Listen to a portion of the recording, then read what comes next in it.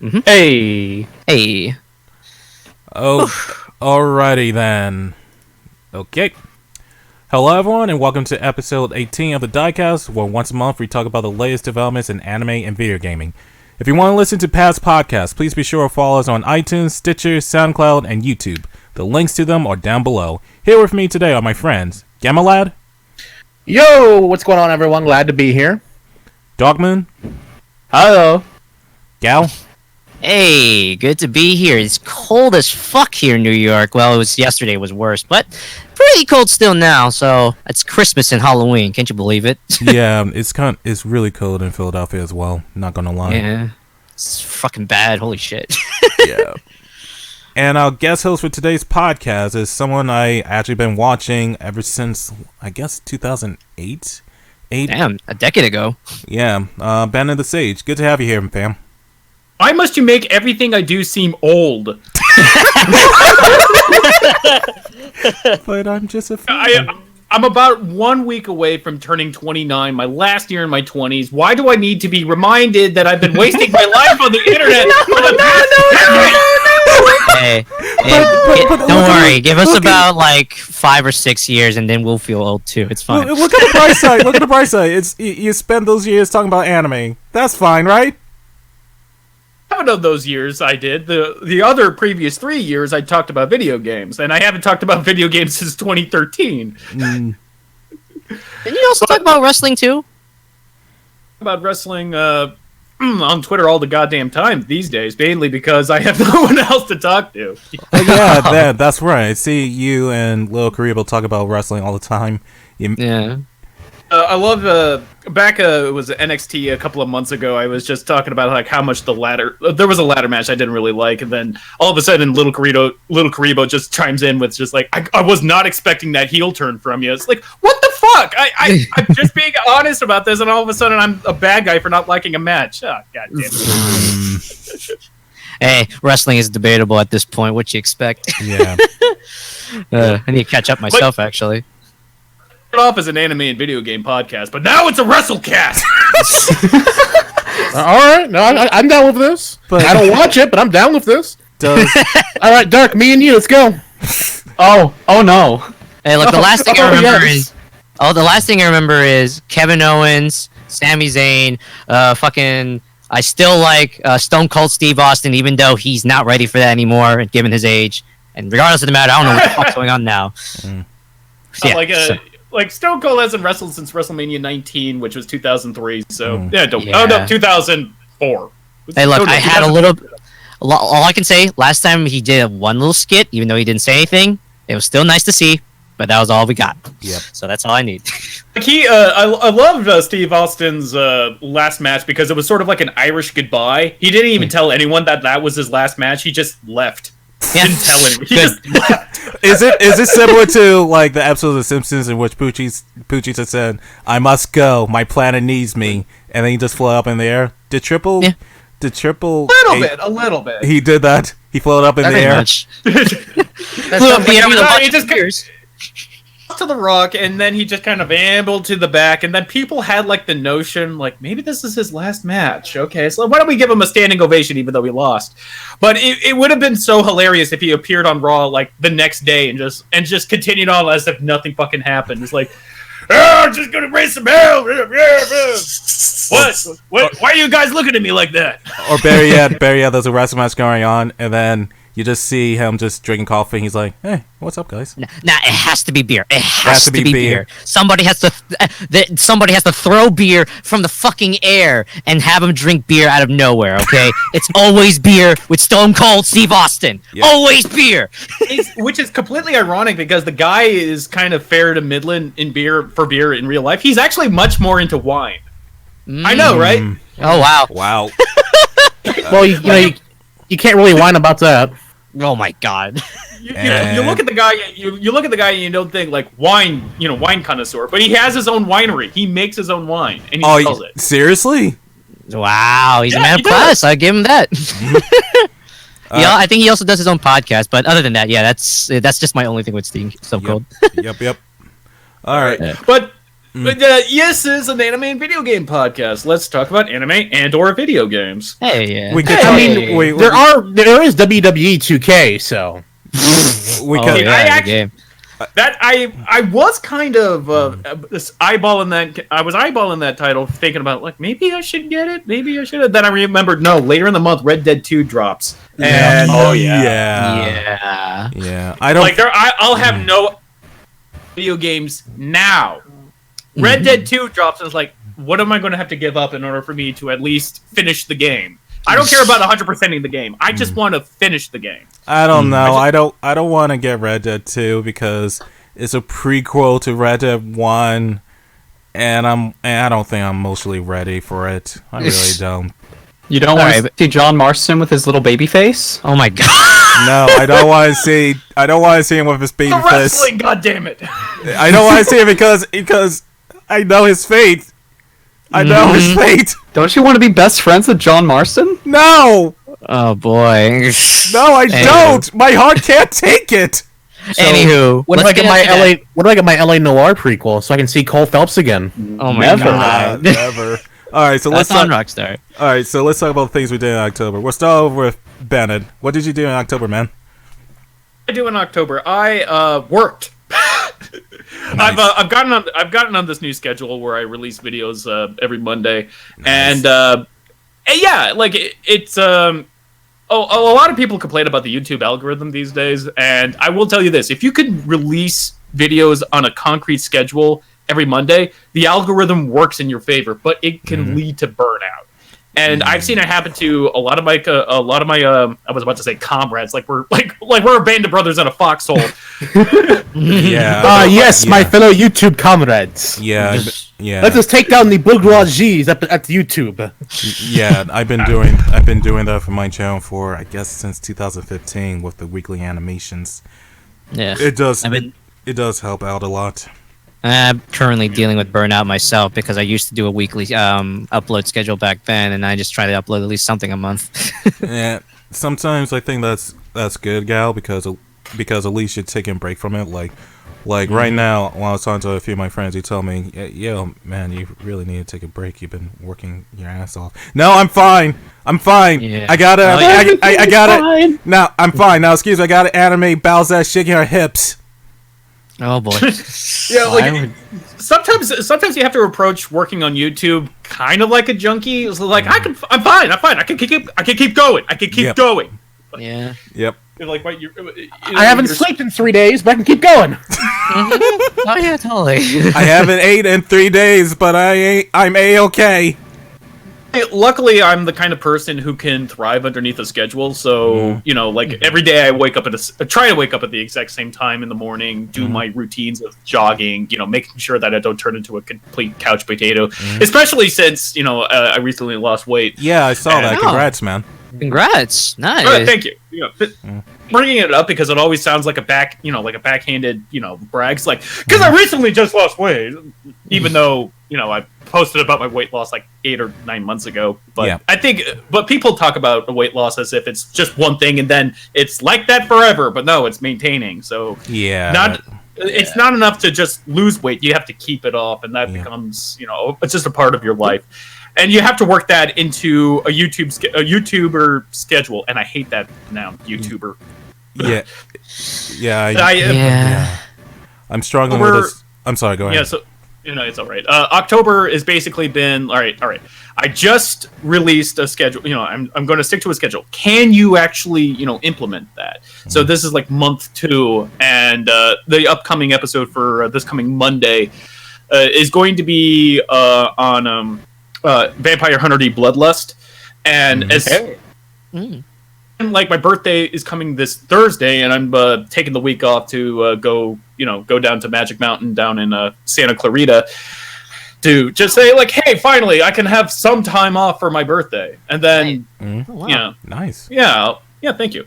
I will probably put in order for to keep the algorithm happy. I'll probably post like a state of the channel update on that following Monday, so that way, like, hey, look, see, there was a video released on Monday. Don't, you know, please keep me in your good graces, YouTube. It's like giving YouTube a sacrifice. That's basically what's happening. It's like it's not like I don't have anything to say in the channel update video. Anyway, so so I'll leave the details when I record that video. But to finish up my October, what I have done, just work, practice, exercise, and that's about it. Nice. Well, happy early birthday to you too. Yeah, since happy we're in early podcast. birthday, man. Hey. Yeah. Yep. Thank you. What about you guys? How has October treated you? Let's ask Gammalad. It's kicked me in the shins constantly. That's a good way to start. No, I mean, this has been, I would have to say, it's been a pretty rough month, but, you know, just gotta grin and bear it. Yeah. Just mostly working on some other YouTube stuff. Finally gonna start my Kingdom Hearts retrospective. Hey. It's currently being edited by my video editor. Hoping to get that up next week. I don't know when this podcast is gonna go up, but maybe it'll be up by the time this podcast goes up. Who knows? And I'm also looking into branching on to more retrospectives. Just trying to test the waters and see what my viewers want, and see if I can get a nice series going for them, so I can have some more consistency outside of reviews. Retrospectives are actually really entertaining from my experience on YouTube, so it could lead you somewhere. I'm looking forward to it. Yep. I expect the video to be 3 hours, Gamma. No. This isn't Kingdom Hearts 2 retrospective. Oh my god. This is just the first game. We're going in order. How do you know what games come in order? They have no non-sequential titles. They have like 2.11. They have 2.26. All my friends who've played the series since it came out just tell me play it in release order, because if you play in canonical order, you'll get spoiled for everything in other games. Yeah. So like I think the order is, like, technically speaking, like I'm probably get this so wrong, and a lot of comments flaming me about this, but I think Kingdom Hearts Point 2, or the mobile game, is the prequel to the entire series. What? Yep. Yeah. Yep. I think there was one more that was a prequel game. Then we have Kingdom Hearts 1. Then there's Rechain. Then I think technically Birth by Sleep happens between Rechain and 2, or in that weird void. And it's just, I'm not going to try to make sense of it till I get to them. So actually, I'm just going in release order. Actually, I can fill that in. Okay, so it was a mobile game, Birth by Sleep. No, mobile game, then the movie based on the mobile game, Birth by Sleep, Kingdom Hearts 1.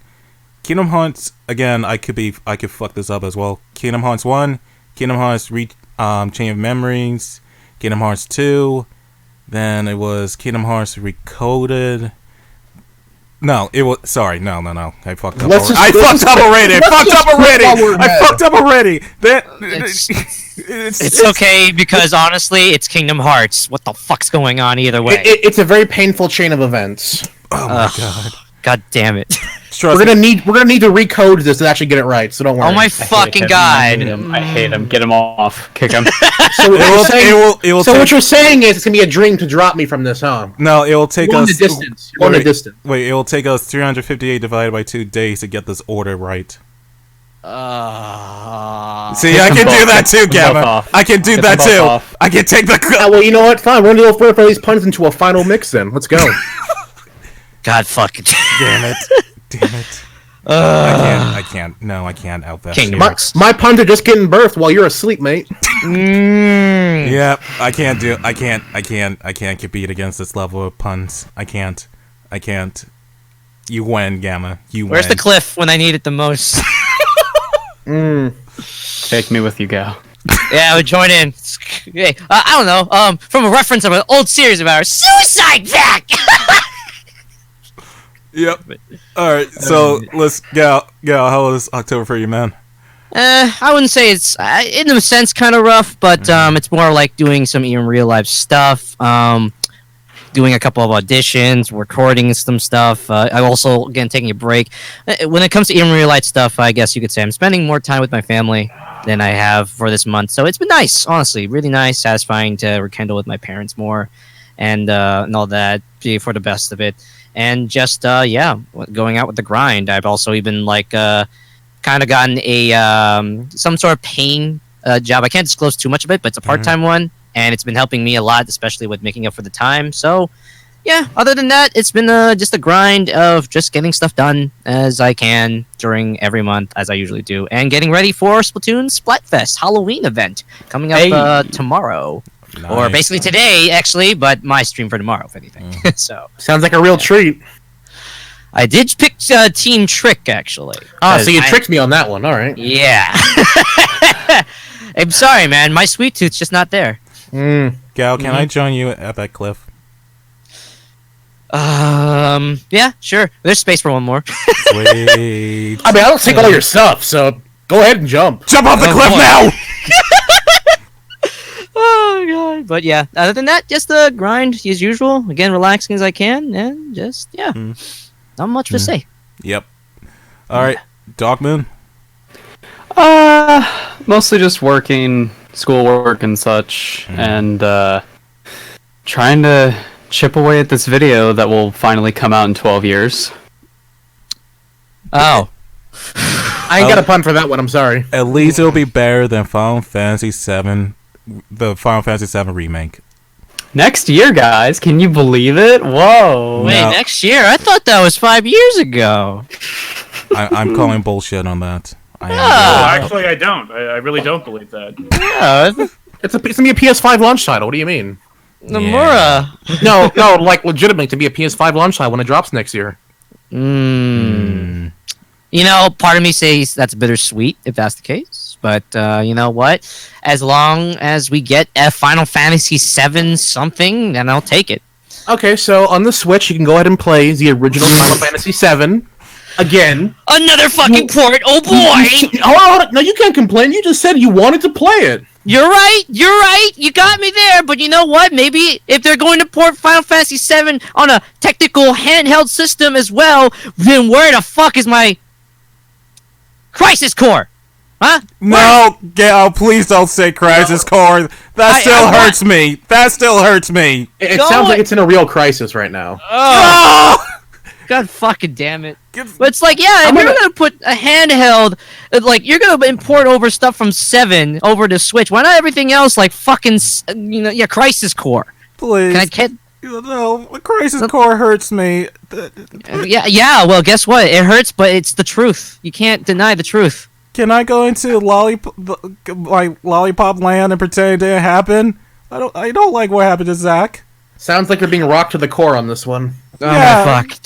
Oh, fuck. Crisis. This is a massive fucking crisis indeed. Yeah. Hey, look, enjoy yourself a nice cowboy tea for while you're at it, Di. That'll be fine. All right, you can take that.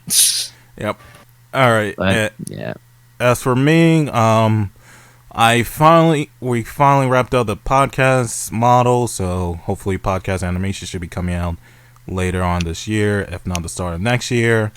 I've been researching like more writing techniques such as world building, character developments, because I'm pretty soon, hopefully next year, I want to tackle more original projects, because I realize that SFM can only carry me so far.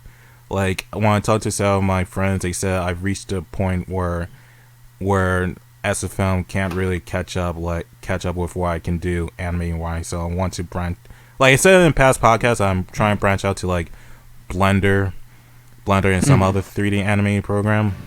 But I realize that the original projects that I'm working on are going to be expensive as fuck, like really expensive. Like I don't want to like make anyone feel bad, but to set up the podcast animations, it costs like almost.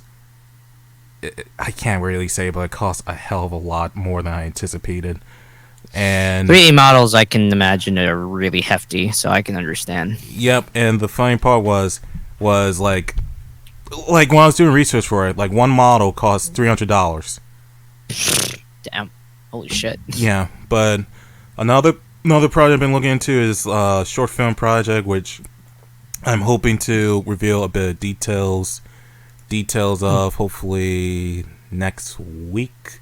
In fact, I'll just show you guys like the model that's for. Okay, let's see here. Ooh, oh. Oh. So yeah, working on. Sorry, the face is throwing me off right now. Oh, That's fun. was that placeholder die? No, that's the actual fuck. Well, I still have to add like little white dots on the forehead, on the head, but Okay. but yeah, that's gonna be the face. Oh Jesus! Oh, woo! I'm going to beat you. Oh, woo! And you haven't seen his full body yet. That's the thing. I know it's like oh, woo! Do you even lift? Oh, woo! No, like I asked one of my friends to voice him. He's just going to sound like a buff muscle man, like type of Gilgamesh type. But I'll talk about it later. Just hopefully. let him go woo at least once. You know what? Maybe I'll ask the voice actor if he can do that. But yeah, Just do like a woo. but yeah, I'll post like details of that project on Twitter. Hopefully next week. Like my friend is getting the models done for that. And Alright. yeah, okay. So let's talk about the news. Mm-hmm. So, you know what I really loved in October? Talking about dead memes. Boy, Yeah! Yeah! And Bowsette. So let's talk about Bowsette. So let's talk about Bowsette. Let's talk about it. Okay, Everyone, I made a promise. I'm leaving the show. Get back in the seat. Get back in the seat, Gamma. Bowsette is the best one anyone. Get. Oh my God, he just left. Where did he go? Where did he go? I don't know. Okay, I'm He's gonna going. come back at some point. I will drag him back on the show, and you won't There you enjoy. go. Oh, There he welcome is. back, Gamma. Are you ready to talk about Bowsette? All right. Oh, you're still don't- talking about it? Or I'll be back when you're done. No, get back here. God fucking. Damn it. Oh God! In all seriousness, this thing became such a phenomenon. Barely a fucking day. Yeah. Yeah. I mean, you know, let me put in my piece right now. I always wondered about the fucking. Let's just go way back before Bowsette. When it comes to Toadette, it's like the entire concept of the crown and that a Toadette particularly becomes a Peachette, like just a peach in detail. Whether it's just the disguise thing or generally wearing a crown makes you into a human-like peach. Yep. This theory came to my mind for at least the longest time ever since they announced that in the Nintendo announcement. And then lo and behold, this little comic, this cute, innocent, little, harmless comic for Mario and Bowser being rejected by Peach, suddenly this Bowsette thing became such the biggest thing since bread. Like, holy shit. Every artist from America, Japan, everywhere you look, there's always a Bowsette drawing. Yeah, I retreated. You enjoy those retreat, guys? Even before you knew Die, like, I started seeing that grow, like, tremendously. No, hold on. You can't talk. You wore the crown. Yeah, you're all You're the friggin' Margaret picture. That's a good name for it. Margaret. Margaret. You're missing. Margaret. No, Gamma, I'm disappointed because you're missing the pun of my actual name with the et. Market? You ever go to the Yes, market? Yes, there's a market for this, but that was too obvious. Yeah, okay. They're fucking, I thought, of course. But yeah, no, oh my stars in heaven. Even, like, the actual creator who made that little comic was overwhelmed by the positive outcome out of this one comic. Yeah. Here's the thing about it. He had, like, less than 100 followers. Yeah. And now he has, like, let me pull up his Twitter account now. I think he has more than 10k followers. 29, no, I think more than that. 29? Shit. I think 29k last time I checked. But yeah, it's if that type of fame happened to anyone, I would feel overwhelmed as well. Mm-hmm. Oh, is this the time where I spam the chat with Bowsette hentai pics? Yes, Please do don't. it. Do it, Bennett, please. You have my approval, Bennett. So my resignation from the podcast is now complete. Gamma, you get back in your seat. Tune in next Get week back for in your the seat. GammaCast. Gamma, where the guys get back from in the Gamma seat. Gamma have their own podcast. I'll see you guys then. Doc, grab the bat. Grab the bat, Doc. I don't want to.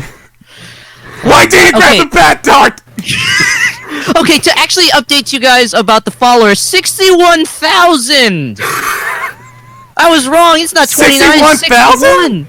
61,000 followers he's currently at right now. Holy crap! This blew up for him out of proportions. Again, he made a tweet right after how overwhelmed he was, and even the Japanese, even though they didn't know English very well, purposely were like, "Oh, we're so sorry for overwhelming you. We love the design as much as they can possibly can." Oh my god, can. So, hey, I'm going to say this. To the guy who did start it off, kudos to you. I hope this leads you to a lot of art, opportunities with other companies out there that need artists. Or, people supporting you with commissioning or what have you. Because, I think this benefits him the most out of everything so far. With all of the memes that come out of it. Jesus. What's wrong, Mark? Don't you like that word? I'm just trying to speak the goodness out of my heart for the one who made it this, even though it is really over-fucking-whelming. God fucking damn it. Everyone, you should know this is a trap, okay? Alright? No matter how you look at it, that is not... Don't ruin this for me! Don't ruin this for me! It's a fucking trap, okay? Don't ruin this for me! Wait, are you saying Bowsette is a trap?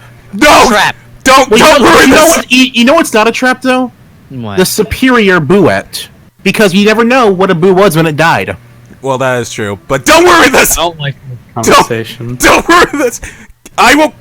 Dog, I want you to give me the bad. Give me the bad, dog. Why Bowsette is superior to Bowsette. This is a... Gamma, this is a PSA right now, if you're hearing me right now. Please, run away while you can. The infection's still going. You think it's over. No, it's not. Please run. You're already wearing the crown. We told you, you're a woman already. That's why I'm warning them. What are you guys doing out of your seats? Get back in your seats and appreciate the Bowsette anti. I will actually leave the podcast. Oh god, there actually is. Yes, I viewed the general chat, and I'm actually leaving the podcast now due to this. No, don't do that. No. Okay, I think we've made our point now. This has just been the biggest fucking ride now since, and instead of just Bowsette, now we're at anything. Anything can be a fucking princess. Yeah. Like, there was... Which has completely surprised me, because it's like the internet forgot that Rule 63 existed. Mm-hmm. That's the thing. I feel like this might be the one that I bet you there's not a lot of people. I mean, it's still market for it, but there are a lot of people that know about the Rule 63. But this is literally a unintentional Nintendo introduction to Rule 63 to new people.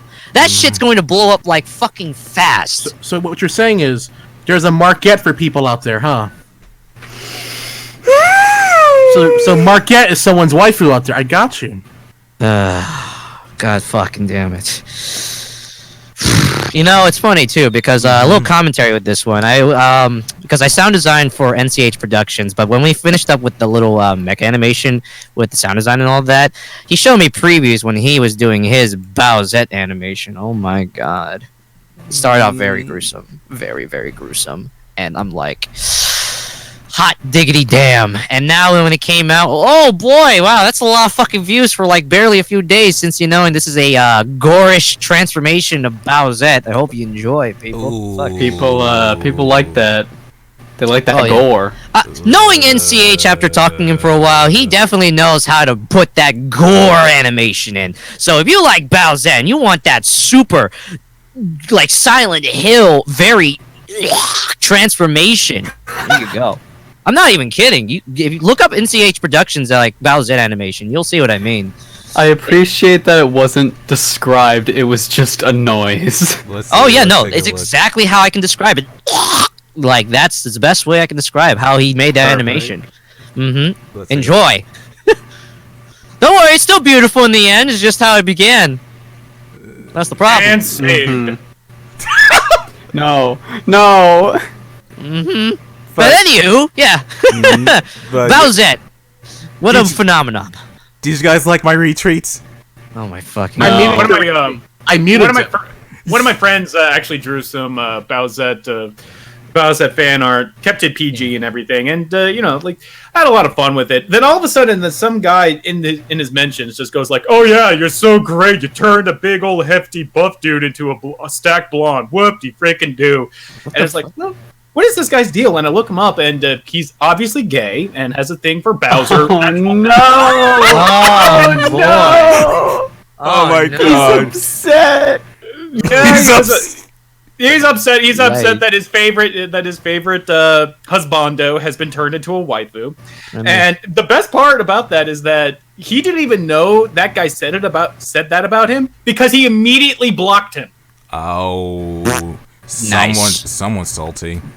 But here's an interesting thing about Bowsette.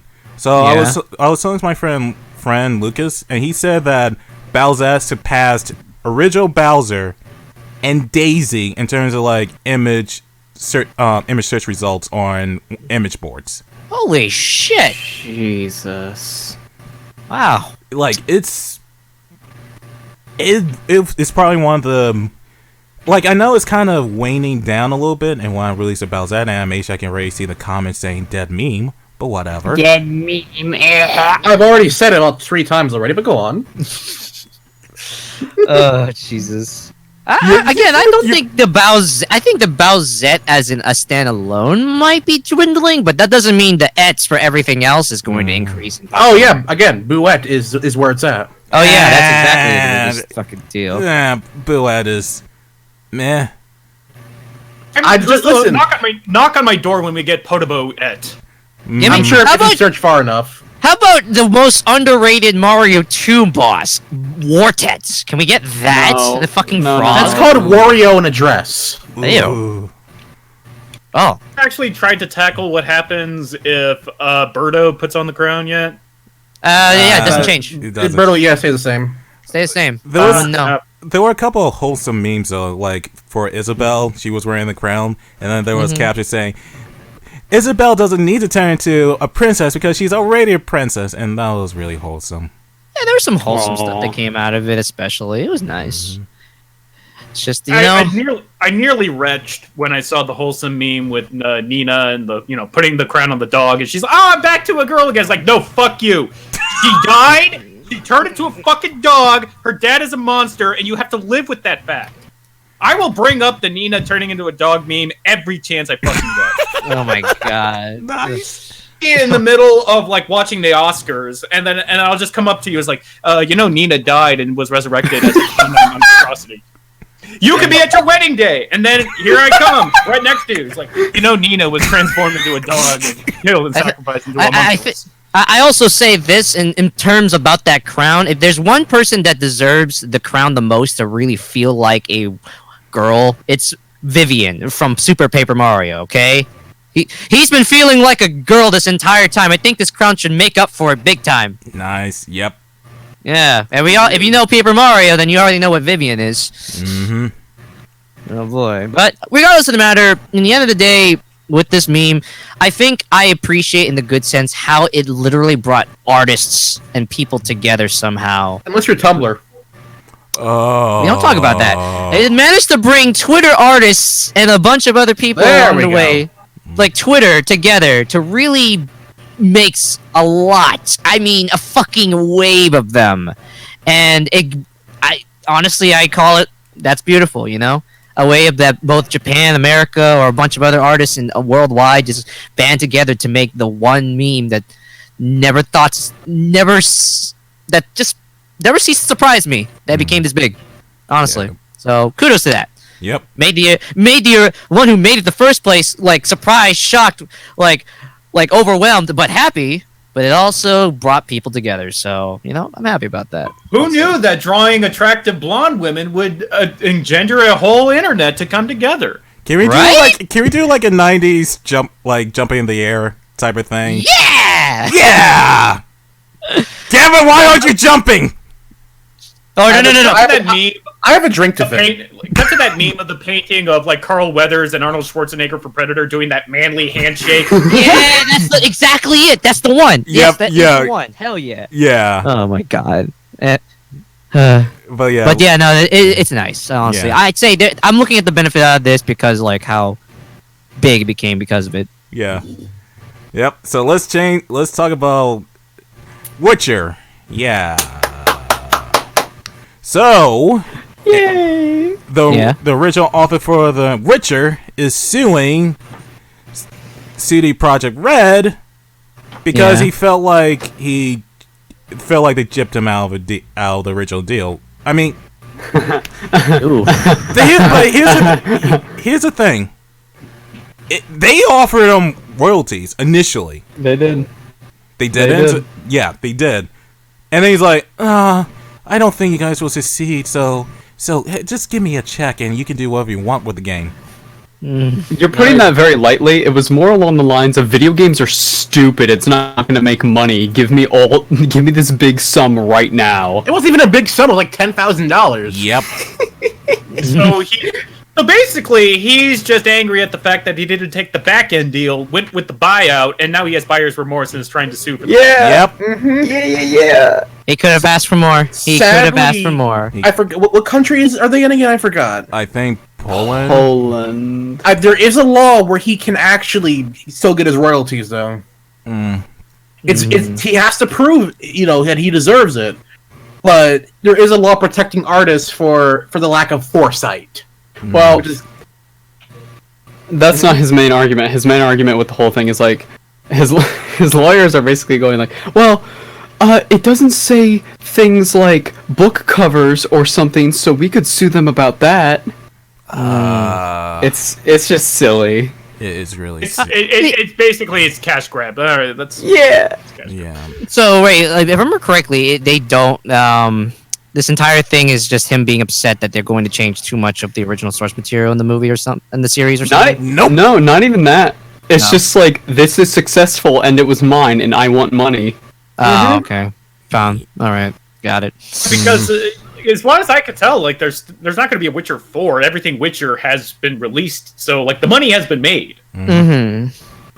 If you think that a suit like this would take place around like the announcement of Witcher 4 or like new Witcher DLC or something along those lines. Well, there is like a series coming out for Witcher, so there's that as well. That's Netflix, though.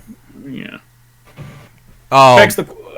Like maybe he's suing like does anyone know like what piece of the pie he gets on the series, or if he was in a part of that negotiation, or did he sign that part of the part of that? Let's take a look. Let's take a look at the article. See how much is he asking for. 15 million, if I recall. How much did they make from The Witcher? Was it like $1 billion? A shitload. Yeah. Jeez.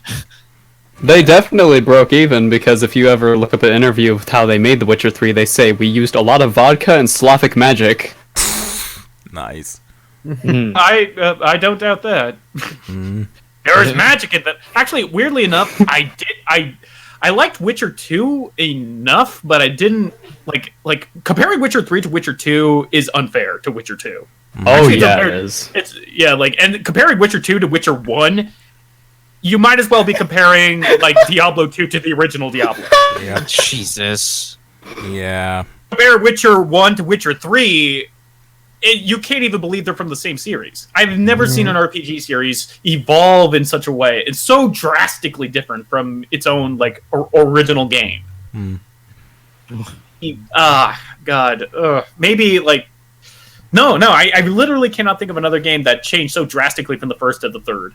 Well, I think one, maybe the Batman Arkham series. Like, I know there was like a huge difference from Arkham Asylum to Arkham City. Like Arkham, I wouldn't say there was that big a difference. It just took some adjustment. Like, I'm just in a bigger area. Yep. That's but I never actually got around to playing Arkham Knight. I got around to it. It's hit or miss. Yeah, I'm with Gamma.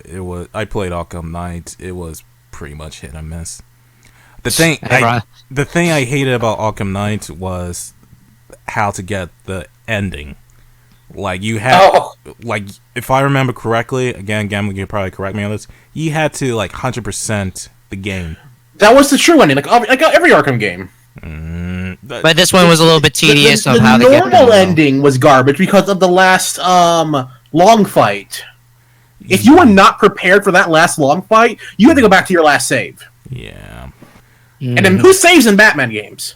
All right, I think we're going to derail a little bit and talk about that, because I have like a gripe with that one. Okay, so this game been out for years, so spoilers, I guess. I don't know. But the thing that kind of pissed me off about Arkham Knight was how they were hyping Arkham Knight. And to the the character himself, right? Yeah. He only appeared in like a few scenes, was missing out for the rest of the game, and then near the end, he comes out of nowhere, shoots a guy, helps a little bit, then disappears. It was wasted material. Wasted. Mm-hmm. And then again, go ahead. I think the biggest deal would be I think the thing that kind of upsets you for a lot of people was that how they try to hide it like it's something else, but there are dedicated or even casual Batman fans that know where this is going to lead towards already with this particular character. Like Arkham Knight, no fucking different, spoiler alert, to being the Red Hood. Especially the first thing that happens when he comes in, he acts all, oh boy, look at you, so big, so you're the hero, vigilante. It's like, Robin, is that you? Are you being a bitch again? It's like you don't even need to know about Red Hood. It just sounded like a very bitter child that just wants to beat the crap out of his own dad. So because he didn't buy him ice cream. So exactly. no one is going to complain about how they ruined Scarecrow? Really? How Scarecrow was in his Arkham Asylum, I loved him, but in Arkham Knight, I'm like, yeah, I know Croc tried to eat you, but come on, you're not Scarecrow anymore. You're just some dark sociopath. You're not having fun with what you're doing. Oh yeah. You know what? You're right. He wasn't having fun with this. He's just kind of doing it to prove a point, but it didn't seem so. It wasn't overwhelming for me as a villain character. But then again, Joker's still involved. Yeah, I was just talking about that. What was funny about the whole press release was like prior to the game, people kept asking, so, is Joker going to be in the game? Is he going to be in the game? No, Joker's not going to be in the game. You sure? You sure? No, okay, I love that surprise of Joker, though. I was actually laughing. Yeah? It was kind of good. The way they explained how they brought him back in this game, backish in this game, was you could see it, but at the same time, it's like, can you stop bringing him back? Just kill him. He got a pretty bad fate. Yeah, no, the ending this time should have settled it for once at this time, but I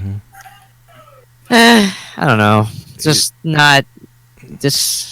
Sadly, it's Arkham Knight. Yeah. For you. Okay, so I think we ranted enough about Arkham Knight. Let's go back to The Witcher. So, does anyone else have anything to add? No. I think we got a good idea about The Witcher. And he needs to stop. Yeah. He needs more money. That's just how it works. Just need more money. It's understandable that he kind of fucked up and underestimated how successful the series was going to be, but dude, you can't really blame the company for this. They get fucked indeed. I mean, they tried to offer you royalties initially, you turned them down, you scoffed at them. I don't know. I just think he honestly should. No, don't put Geralt from the video games on my book covers. Yep. Oh God. All right, so let's talk about My Hero Academia. Oh yeah, actually I saw that in theaters recently. Nice, yeah. So did I. So let's talk about the My Hero Academia movie. The My Hero Academia movie not only did extremely well, but is one of the highest grossing anime movies of all time. Damn, really? Yeah. The movie, there are a couple things I didn't like about the movie, like how there was bits and pieces of the movie in which they tried to explain to the audience what a couple things. There was literally this is mild spoilers. When Aravati was introducing Deku's new friend to Bakugo, she literally said, "This is Bakugo. Bakugo and Deku are destined rivals." I'm like, what? You don't, no, they're not. You don't just say that the two compete against each other. That's it. It just felt kind It's of. gotta be enough for people who've never watched the anime or coming to see the movie for the hype. Yeah, I know. Yeah, I know that they have to do some things to get like people who are just curious about My Hero Academia into the movie. But the way it was written, it felt kind of weird for me. But other than that, the movie was the action scenes. The action scenes was great. It was freaking great. Oh, those action scenes were fucking amazing. I'm not gonna spoil anything else, but like they went all out in the animation. I haven't seen it yet, but all I have is one question. Feel free to answer or dismiss the question entirely. What's up? Does that Godzilla guy do anything? No. Godzilla guy? Yeah, I know who the guy he's talking about.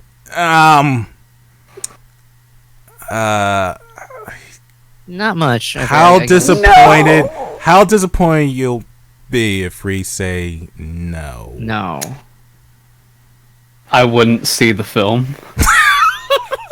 Well, you're missing out on something, I'll say that. I'll put it like this. This is the most fan-servicey My Hero Academia movie I've ever fucking seen. Those who are already big fans of Deku, they're gonna fucking love... and All Might, you're gonna love them much fucking more than this. Holy fucking shit. Yeah. It is hype. It is the hypest movie for anybody who doesn't know My Hero Academia, but those who do are going to literally, like, jizz their fucking pants if they have, like, hot shit. Wait, I got a story about that, about the pants thing. Okay, so I remember near the end for the final fight. Yeah. I had to use the bathroom at the time, really bad. Here's the thing.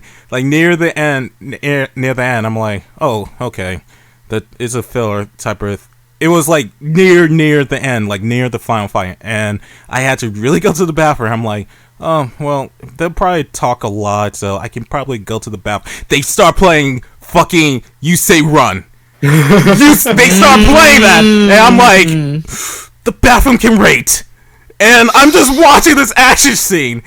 I'm watching all this fucking shit happens, and it's a hype as shit. But at the same time, I was holding my bladder. I'm like, you fucking know. You say run will hype something up. Yes, as soon as they play it. Especially that theme is sadly outdated, and they're not probably going to use that anytime soon in the show because they want to put some new ones. But hearing that again, a spoiler for that. Yes, they do play "You Say Run." You know they're going to do something with that. This is that song's final stand, and it's worth it. That's all I gotta say. It is hype beyond belief. Holy shit! Yeah, and there's actually more to it. During the scenes, I'm just holding it. I'm like, oh god damn it, this is hype, but god damn it, I have to go. I really have to go. And then near the end, the finish playing, I bolted out of the theater. I just ran to the nearest bathroom. This is what happened. For your sake, I hope there wasn't a line. Nope. Oh boy. Nope. But like I said, the final fight, the hypest shit I've ever seen in an anime movie. And the other thing is, go ahead. To me, I think the way it's animated, it's reminding me of when One Punch Man did their scenes with fight scenes when Saitama gets super fucking real, if you know what I'm talking about. Yeah, I know what you're talking about. This is levels of that fucking amazing that I'm like, holy shit, they went there. You're talking up some big game. And that's, you remember that dream sequence that Saitama had? Yeah. It had that same energy. Same energy. Yeah. I'll tell you this right fucking now. You'll love it. Yep. That's all I gotta say. Watch the movie when you get the chance in theaters, or maybe on streamings. By all means, you're going to love it.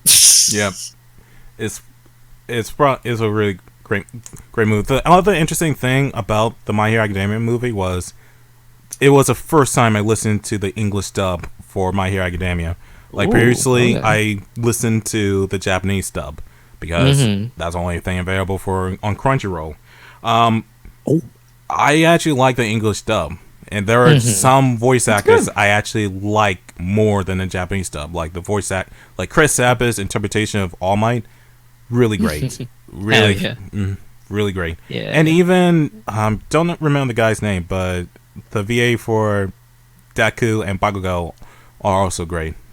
Yeah. I Good think voice. I think Justin Briner. Yeah, I believe. Yeah. Yeah. Oh, actually, Go ahead. Like anyone who saw my episode of Oldtaku New Tricks on My Hero Academia know that I'm not a big fan of the show. I did my time with Naruto. I don't need to do it again. I fair. watched the video and it was like people just kept like going on, like just kept going on about him. Like, guys, he just didn't like it. It's nothing new. to be fair. Go ahead. It's nothing necessarily against the series itself. It's just following shonen tropes. You know, you got like, especially as far as like character interaction is concerned. You had like the solid teenager who has daddy issues. You have the hot-headed rival of the main character. I've seen these dynamics before. Sometimes they were coalesced into one character, like in the way that Sasuke was both Naruto's eternal rival and also has family issues. They kind of separated those two aspects of Sasuke into two different characters, with Bakugo being the hot-headed rival, and I forget his name, the Ice Spider guy. Kid. Todoroki. Yeah, like him, and then he's given the family baggage that he has to deal with. Yeah, and I've seen those interactions before, and I'm not like I wouldn't be on like I wouldn't be so hard on MHA if because of those tropes. But it's just the fact that I've seen them all before, and I don't feel like they did enough new with them. That I feel like it's just the same old, same old. I'm like nearly 30 years old. I don't need to feel like I'm back in middle school. Because people forget that Naruto came back in like early 2000s, like in 2003 and 2004. So like I was like the perfect age for Naruto when it first premiered. Well, it didn't first premiere. Well, like when that was the new hotness. So when I talked about My Hero Academia, the tagline to that is "Meet the new hotness, same as the old hotness." So right. Yeah, a lot of people. Go ahead. I'm sorry.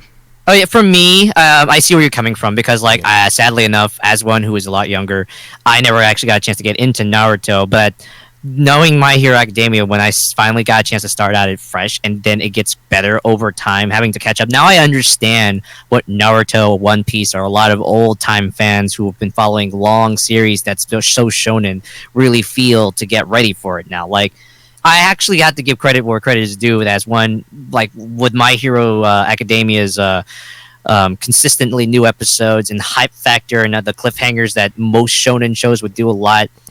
It's an experience to say that you will only have once in your lifetime, that I'd say, you know what, I like that. But I can understand for others who've already experienced before with other series. Again, those One Piece fans, holy crap.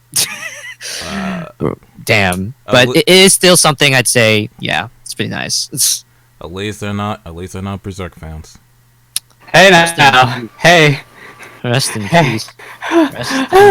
Hey, Berserk fans should be happy. Berserk fans should be happy. I'm not. They shouldn't. Wait, hey, Dark. Does this mean you're about to go berserk? Oh. I'm gonna choke him. I'm gonna find a bayonet. I'm gonna use it. I'm gonna kill him. You know, you can wear that armor, but you're still gonna feel that damage, even though you don't feel it. Yeah. You know that, right? Yeah. That's still gonna get back at you, no matter how many times you try. It's gonna hurt. Yeah. He just went on hiatus again. Oh boy! Oh, actually, if you don't mind, I know this is like in the middle of our topics. You mentioned Crunchyroll and Funimation. Did you know about the recent news, actually? Actually, we can segue into that now. Yeah. There we go. All right. Yeah. So, if you don't mind, like, apparently, Funimation is cutting their partnership with Crunchyroll now in the next month. Yep. November 8th. Yeah. And there's actually an interesting little dovetail to this story that's actually occurring just now. Oh, really? Yeah, Crunchyroll is owned by Otter Media, which is in turn owned by Warner Media, which is in turn owned by Time Warner. And ever since the news of this breaks, Time Warner, it seems, has been shedding off its digital presence. just now it was announced that Super Deluxe, digital platform owned by Time Warner, has been shut down. Oh wow! Ooh. Damn, really? Yeah, just now it's trending on Twitter as we speak. Oh wow! Fuck. I just posted the actual memo that Funimation sent out on why they cut ties, though. Mm-hmm. Let's take a look. So yeah, all right. If I remember correctly, the reason why they had to cut it down, well, is Sony, because like in the end of the day, Crunchyroll is benefiting more than than Funimation, and Funimation's like, when they're getting this, it's just like more people going to Crunchyroll and stuff, and like part of me is just like, oh, that sucks. We're going back into the fucking past again. But again, the only reason why this is happening is because Sony asked Funimation to cut ties with them at this point. They don't have to ask them to. Sony owns them. If they tell them to cut ties, they're going to cut ties. Yeah, it was all because of Sony did the cut ties for that especially.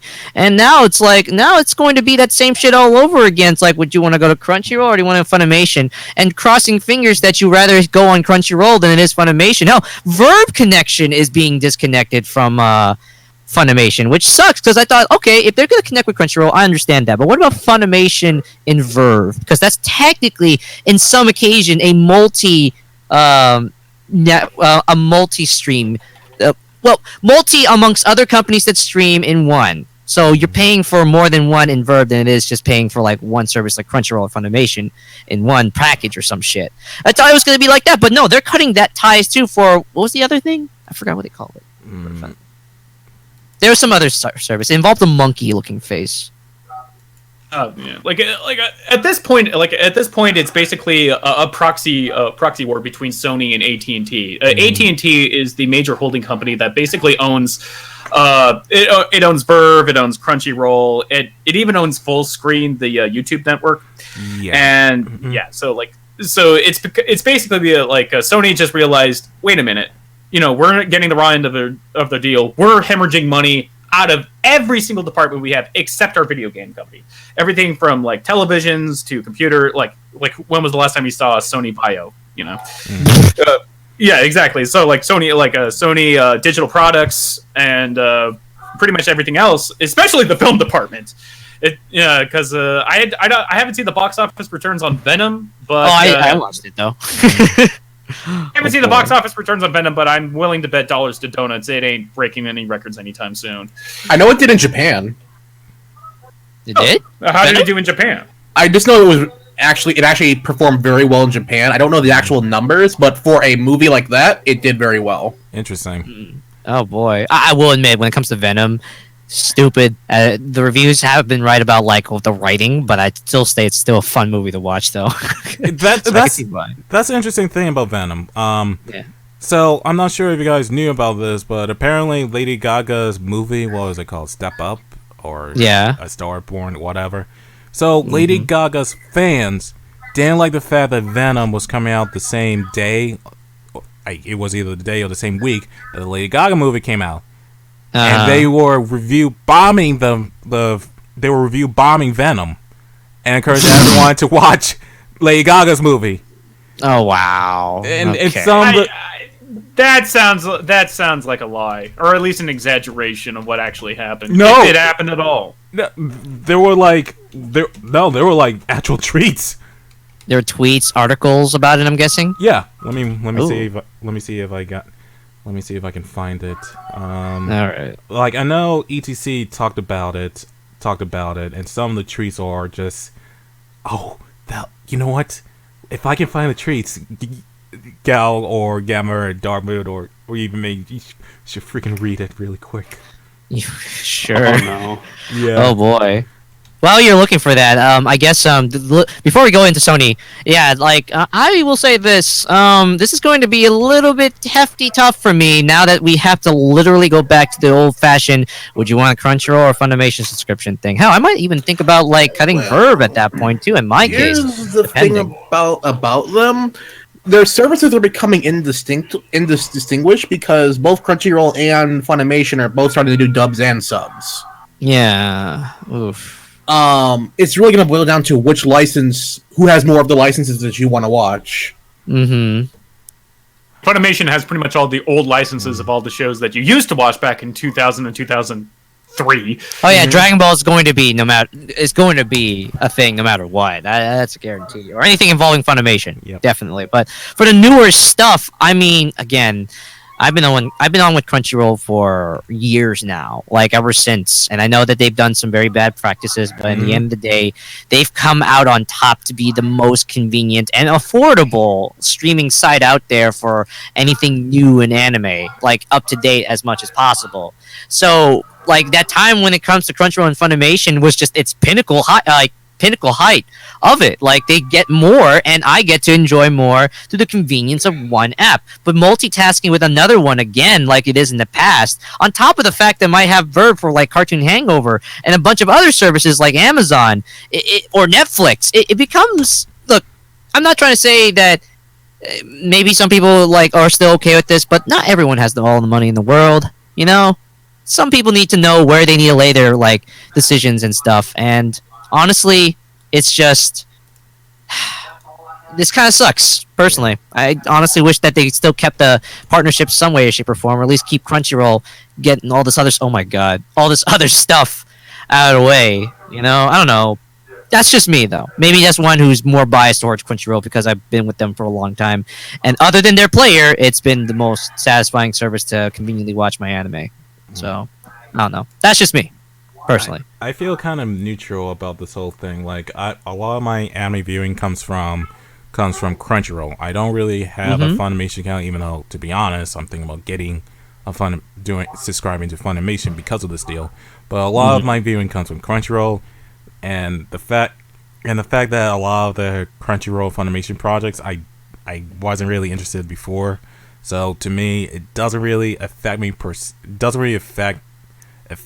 really hurt me that much, but it's still interesting. And to be honest, when I first heard the news, I thought it was because of all the stuff that was happening with Crunchyroll, like the backlash about the player, the backlash of that original series. Yeah, like I was very surprised when I found out that it was due to other reasons. Yeah. Also, I found the Venom treats. Oh my god, here we go. May I do the honors for the first one? Yeah. Just read the. Actually, they're the same, but it's the same thing throughout the whole. Oh wow, really the same shit? Okay, let's see here. What the hell? Yeah. Just got out of a hashtag Venom preview. Thankfully, it was free. Worst 2 hours of my life. I will be taking my wife to see Lady Gaga's new movie, hashtag A Star Is Born, with Bradley Cooper on Friday. Their song Shallow is great. Come on. Why don't you read that in your robot voice? These are obviously robots. Oh yeah, you're right. Exactly. Yeah, Hang on. go. Let me. Just got out of the Venom preview. Thankfully, it was free. Worst 2 hours of my life. I will be taking my wife to see Lady Gaga's new movie, A Star Is Born, with Bradley Cooper on Friday. Their song Shallow is great. There you go. There we go. Pain? Like T-Pain, where have you been? Like, how did you get into this diecast? T-Pain gonna with the Shane. Hey. Also, it's not your wife. It's your wife and your wife's boyfriend. Yes, I will accept. Please watch hashtag A Star Is Born. Do not watch Venom. I feel like there's a lot of Venom coursing for you on this topic. Oh god. Oh, speaking of which, there was a song Eminem had to sing. It's so fucking funny. It's like Venom, Venom, Venom. Yeah, get him, Venom, Venom. Yeah. It's so fucking. Oh Jesus Christ. Oh. Okay. Some words just can't rhyme. Yeah. They have rhymes, but you should not rhyme. Yeah. Fucking you could have just, if you really wanted to, Eminem, you can just rhyme with your name Eminem to Venom if you needed to. Fucking what are you doing? Yep. Oh god, but I'll say this, since now we're going on Sony and the Venom side of things, here are my thoughts without spoiling. I enjoyed the movie. There were a lot of problems, but I know that the actor who played Eddie Brock and him and Venom at the same time really had a lot of fun with this. They're dynamic. They're their relationship is like the most hilarious I've seen from any Venom incarnation out there. If anything, they're like a Deadpool Venom, if you ask me, to an extent. So I'd be more down to seeing more of that. But when it comes to the story and everything else that was like delivered in the movie, like the scenarios, the backgrounds, and all that shit, it's a mess. It is an absolute fucking mess, to say the least. Forgot with the relationship with like the people he's with, the bad guys being underwhelming, and not too spoiling too much, I guess, but just the true ending, which obviously leads to obviousness, was so generic as shit. You're thinking you're watching some sort of fucking indie film when they put it like that, or some YouTube video that tried to like generically mention a sequel. Yes, and the spoiler alert, they announced they want to hint at a sequel, and the way they fucking did it was absolutely cheesy as fuck. I feel like my entire cheeseburger has nothing but cheese, lacking the patty from that fucking scene alone. So it's a grilled cheese? Yes. Why don't you just say it's a grilled cheese then? That doesn't sound so bad when you put Yeah. it like that. Grilled cheeses are great. A block of cheese with bun? You're eating more cheese than the bun itself. Have you not? Okay, when you come to Cleveland, we're going to the Melt, Oh. and we're gonna get you the Melt challenge. You know what? Okay, fine. That's totally understandable. I'll keep that in mind. But yeah. But anyways, what are your guys' thoughts on Venom? I didn't watch it. haven't seen. I'm gonna see it soon though. Haven't seen. Oh boy, I was actually excited to see it because I think my bad movie detector has always been pretty fine tuned. So when I saw the previews for that, it's like, oh, this is going to be a shit burger. I have to see this. Oh and yeah, no, totally. And then the initial reaction from it just kind of confirmed. Like, oh, I can't wait for this. But then like some good came through. And it's like, wait a minute. Now it just sounds like it's complicated. I don't know. Like that doesn't sound nearly as fun as just like, oh, watch this shit burger just explode right in front of your eyes. It's like I would watch that in a heartbeat. Now it's just like, well, here's this really divisive movie that has some good parts, but a lot of people don't like this part of this. Like that just kind of ruins everything for me. I want to see another Batman and Robin. No. Okay, Oh I have a confession to make. A neon lit piece of shit that you can see from outer fucking space. So Wait, Suicide That's Squad. what I want, and I have yet to get it. So Suicide Squad. Can I make a confession really quick? Suicide Squad was bad, but it was not nearly as bad in my terms, great as Batman and Robin. Batman and Robin can never be duplicated. Wait, can I it's like the it's like the perfectly entertaining bad movie. Oh boy. Well, go ahead, Dai. What were you gonna say? Before we go, I have a confession to make about before we go to the next topic. When I was a kid, I loved Batman and Robin. You know I what? still love it. I mean, go on. Go ahead. I was about to say that I love it unironically. I mean, I love the Super Mario Bros. Movie unironically. I thought it was actually a funny movie. It was cheesy, horrible, still fun to watch. You're on your own on that one, dog. Are you saying you don't want to know where your pizza is? look at that monkey. Or is that movie just one big ba-bomb to you? Gamma. That was another movie I liked when I was a kid. Well, there you go. Oh. Yeah, we're the Mario Brothers. Yeah.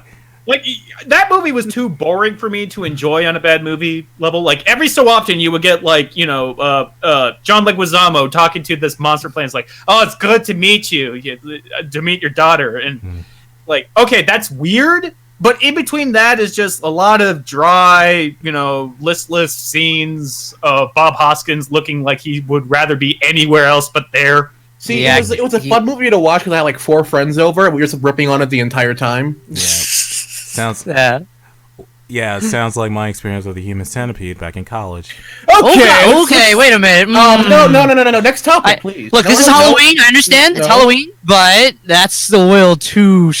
That ain't... What? Don't you guys want to watch the family-friendly Human Centipede? Listen. Keep your porn stash to yourself, dude. Let's keep going. I know we're not actually hitting Halloween yet. I think you want to put that in the Halloween time. What are you guys talking about? It's totally family-friendly, and it doesn't cause mental scarring. It's totally family-friendly, guys. Pumpkin scream at the dead of night. You know what? Let's watch it together, guys. Let's watch it together. No, actually, fuck you. I'm out of here. I don't wanna.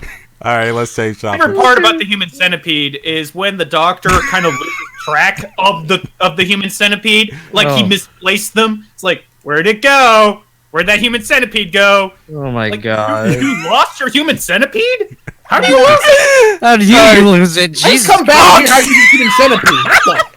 Oh All right, let's change topics before we. Also, Dark. I've muted the general chat, so I'm not looking in there.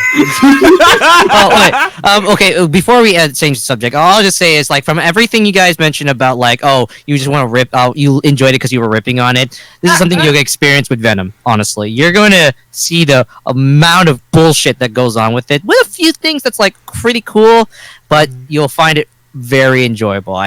I'll say that from out of my experience, honestly. I would have been bored, but even as one who's just a casual Spider-Man fan and knows that there's so many things wrong with the origins with this one, I'd still find it very enjoyable at the end of the day. I know that our listeners will never be able to understand this, but I'm looking at the general chat right now, and Darkmoon, this beautiful.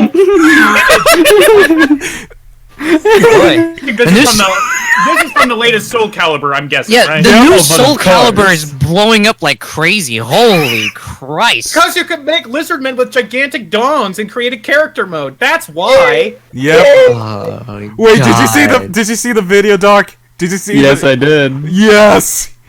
Man, these people are so crazy. Yeah. They're so creative with this too. Jesus. All right, let's change topics. Yeah, we can change subjects now. All right, let's talk about Telltale games. Oh, that's such a tragedy too. Well, okay, Yeah. tragedy as in for the games, not the fucking people who are running the company. All right. But go So ahead. let's just collect everything that happened involving Telltale games since the last podcast because we did talk about it in the last one. So since the last podcast, Telltale games, a lot of shit happened with Telltale games. They managed to like find a developer to finish up The Walking Dead, but they're getting sued. Because apparently it's pretty fucking illegal to not tell your employees ahead of time that they're getting laid off, like the day off. Yeah, Like that's so bad. it's really fucking bad. Like Yeah. I am happy that they found a developer to help them keep the Walking Dead series afloat. But the problem is that there are several people out there that needs to be afloat, and you're just kind of like screwing them over. Eesh. Oh yeah, definitely. I want to speak at a more personal level. I'm only just recently playing A Wolf Among Us, actually, and So good. I'm loving the game so far. I'm actually at the halfway point of that game right now, and knowing the fact that I'm enjoying this right now, why the hell am I playing this knowing that there will not be a fucking sequel? Why am I doing this to myself? It's sad too because like I always on Telltale being such copy and paste concepts for the longest time, and I was kind of avoiding it ish for the longest time because of it. But then ever since the recent bankruptcy, I suddenly get into it now. I'm like, wow, I missed out on so much. I could have been super tragic about this. Honestly. It's such a damn shame. There's such great talent behind some of these games, give or take maybe a few that's still a little too the samey, but still pretty goddamn good for a franchise of Telltale storytelling games. Ever since man, I can't believe it. Honestly, I really can't. Yeah, out of all the Telltale games I've played, The Wolf Among Us was my favorite because it wasn't really exactly the same as a standard Telltale games. Like, of course, they have the whole your choices won't matter, even though it doesn't really matter. But Fairly accurate. Yeah, fairly accurate. Yeah, but it's still the story was much more engaging than. I want to say more engaging than Walking Dead 1, but a lot better than Walking Dead 2. That's for sure. I mean, you can also say it's kind of more engaging than Batman, unless anyone else tells me otherwise. Yeah, and that's the other thing. I stopped playing Telltale games after Walking Dead Season 2. It was getting to the point where I knew that the formula, like they'll again, choices matter, even though they don't really matter. Sloppy, laggy gameplay, so on and so forth. So I kind of stopped doing that. I might revisit the Walking Dead games eventually, but I can kind of save you some time and money. what's up? It's not worth it. For the later ones, really? They're really not worth it. Huh. Okay, I'll keep that in mind then. It gets to the point where it's just nonsensical. Oh. Yeah, well, I mean, that's actually the thing. Well, with Walking Dead particularly, some companies are still managing to at least get that back and running. So at least that's still continuing. And then, oh boy, our favorite Minecraft story mode is still technically going in Telltale. No, apparently that got canceled as well. Okay, good. Good. Good, thank you. Fuck God. Thank Christ. Holy shit. But, wait, I still think there's still hope for A Wolf Among Us, as one who's still currently playing it right now. To get its sequel, it deserves at least somewhere. Some company's gotta buy its rights for it to happen, and all that, so... Here's I don't know. So the company that brought out the Walking Dead franchise, Skybound Games. Do we know anything about previous games they worked on, or is this like a new fledgling game company? If it was a new fledgling, they wouldn't be able to buy it. Well, that is true. Yeah. I feel They might have something, but just not as big or well-known. What's it as called they again? Skybound Games. Skybound Entertainment? Let me put the link to their Twitter. If they have games on it, then maybe? Yeah, no, yeah. Skybound Entertainment. They actually work with the Walking Dead comics and TV show. Oh! Okay, So- then that's not bad, then, Yeah. actually. If they worked with the comics and TV show, then that means that should be still a seller. So, okay. No, that's perfect, actually. That's The sound of it. That's interesting. I am Go ahead. just to wrap up the whole future Walking Dead games. I can't remember. No, it's in season 2. Yeah. I think season 2. There's one moment that is actually like that's a good scene, but the rest of it is just kind of. What episode was it?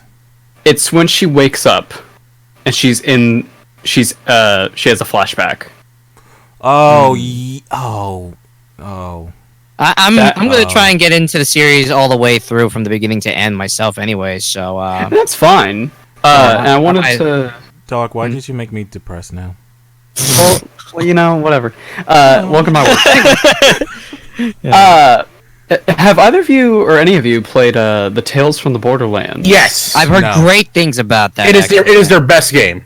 I might want to try that now because of it, actually. Yeah, I was watching the two best friends play through the game, and one thing interesting that they said in that LP was it seems like they were more invested in working that game because they're big fans of the franchise. Mm. So I think that's Right. why it was the best work.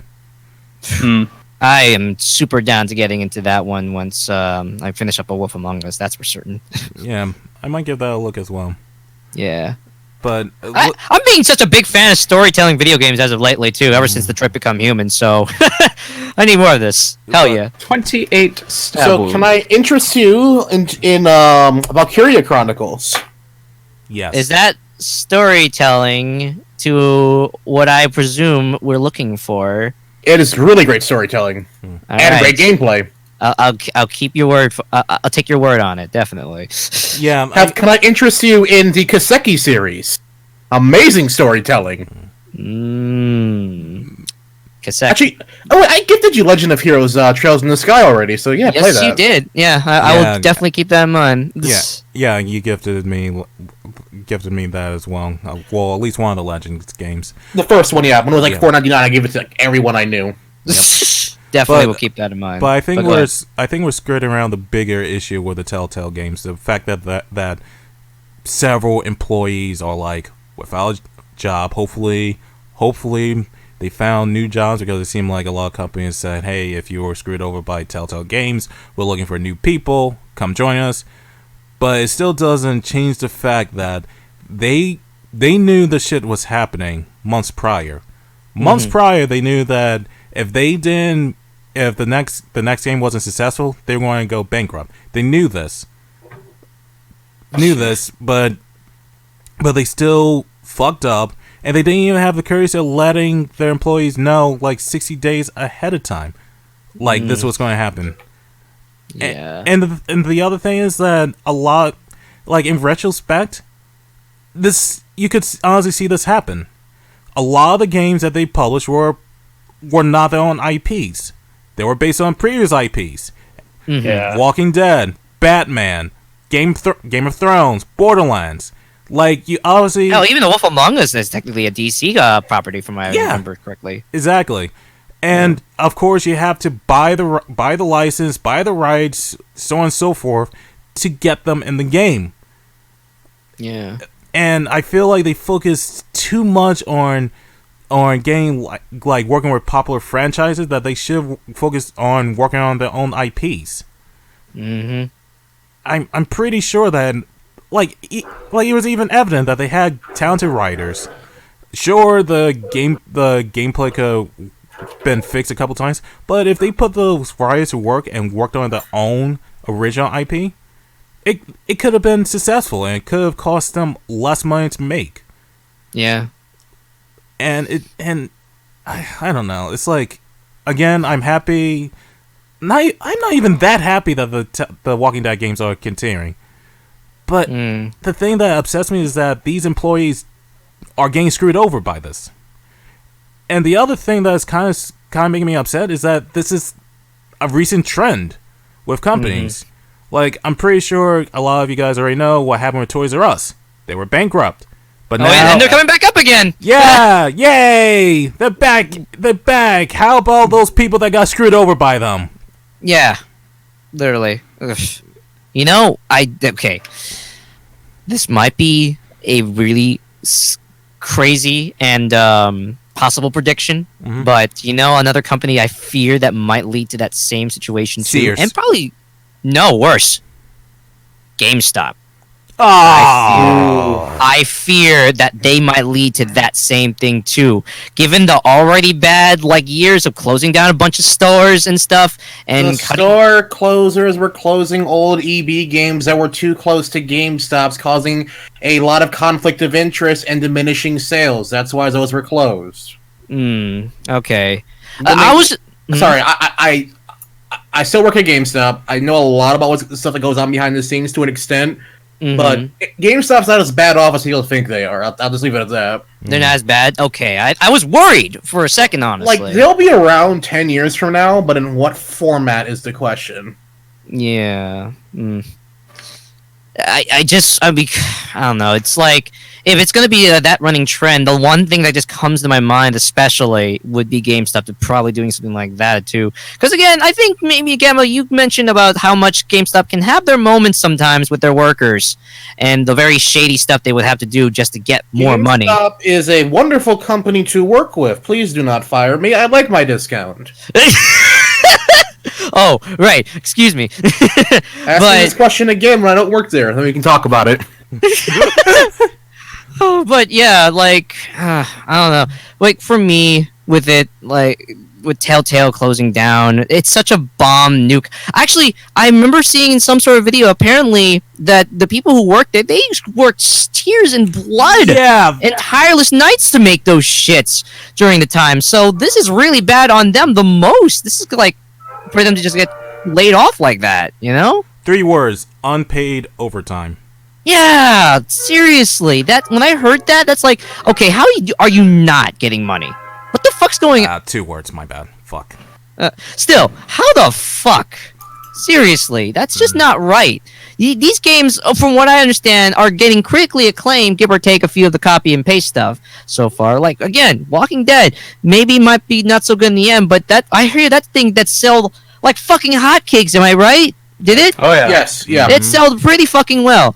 And then The Wolf Among Us, give or take, I heard that's still pretty self-acclaimed, pretty good. And sad to say, as much as I fucking hate it, Minecraft Story Mode sold pretty well. How the hell did they not have money to keep the company afloat? Well, Guardians of the Galaxy. What? Guardians of the Galaxy. That ruined it for them? Yeah. Now, you know how expensive that license is? Oh, shit. And here's the thing, it bombed because the bigwig said, you know what? I know you guys are writing a comedy game. Let's make it dark and brooding like Batman. And they did.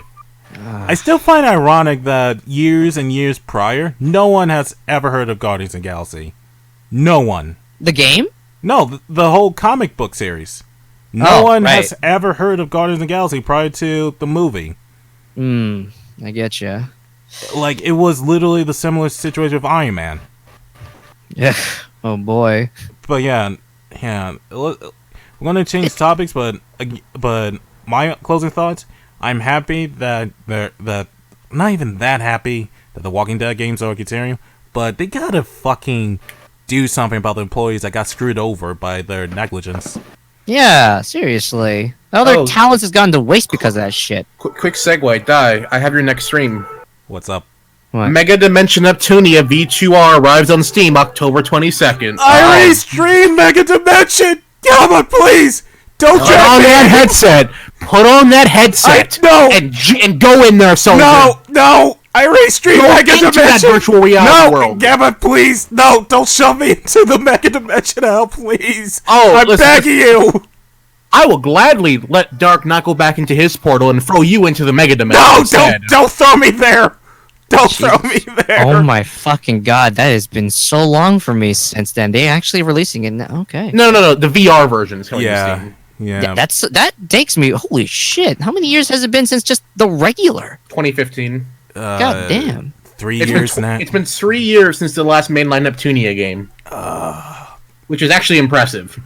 They gotta announce a new one soon.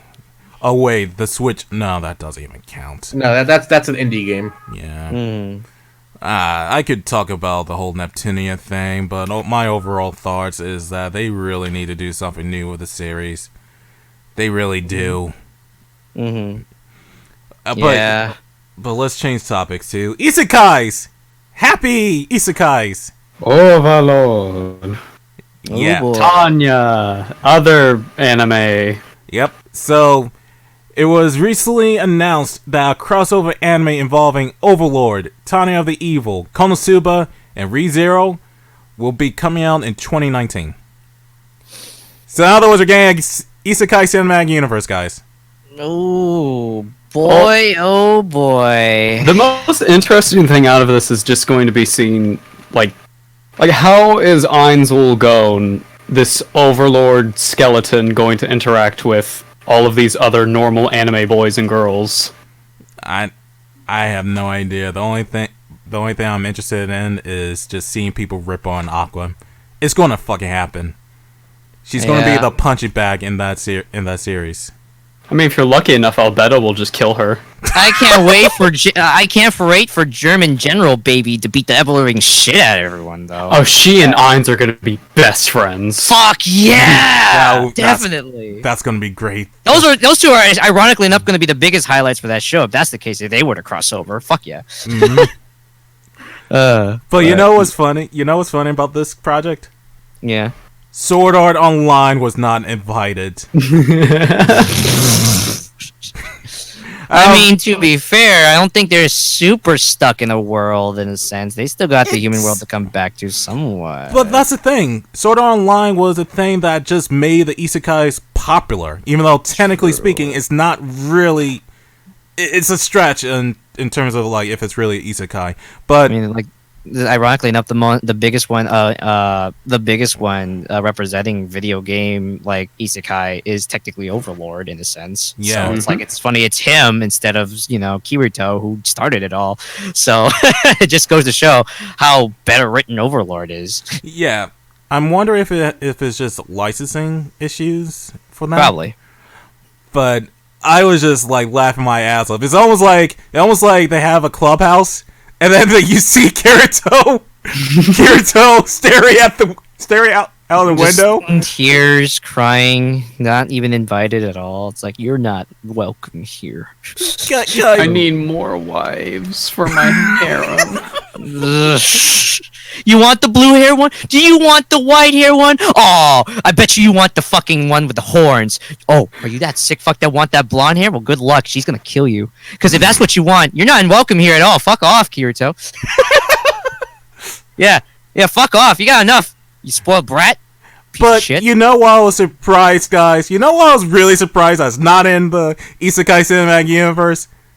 What? Goblin Slayer, the best isekai around. That's not an It's isekai. totally an isekai, dog. Did you look at Did you look at Twitter? No, It's totally an isekai. no. It's not. It's a RuneScape quest. Seriously, Dai, get it right. Okay, I don't understand this RuneQuest meme you keep talking about for Goblin It's Slayer. not a meme. RuneScape is a MMORPG. I know that, but what is this reference you're talking about? The name is literally Goblin Slayer, and everything else named in RuneScape is something Slayer in the most simplest terms. And also because there's an entire quest line about goblins, and actually no, there's an entire quest line that is the opposite of the plot of Goblin Slayer. Oh, You have So to it's save helping the the goblin? goblins. You're helping a tribe of goblins from an organization that wants to destroy all goblins. Ironically enough. But to be fair, the goblins are actually peaceful and want to live in their own society underground, away from everyone else. That's good. But Gamma, the only good goblin is one that doesn't come out of this stinking hole. But then leave them alone. The Dorkishans just want to stay underground and trade amongst themselves. Gamma, move! I gotta kill the goblins. Wait. Hang on. Do we not need to establish about slime? Do we not establish the goblins there? How they're innocent and they need help from a slime to stop people from killing the goblins. Apparently, there's even ones with big tits. Yeah, I saw like clips of it, and apparently they got powerful because a slime named them. Like, I gotta watch it, but it seems like a lot of people have been Do talking you about it. kids wanna fuck a goblin?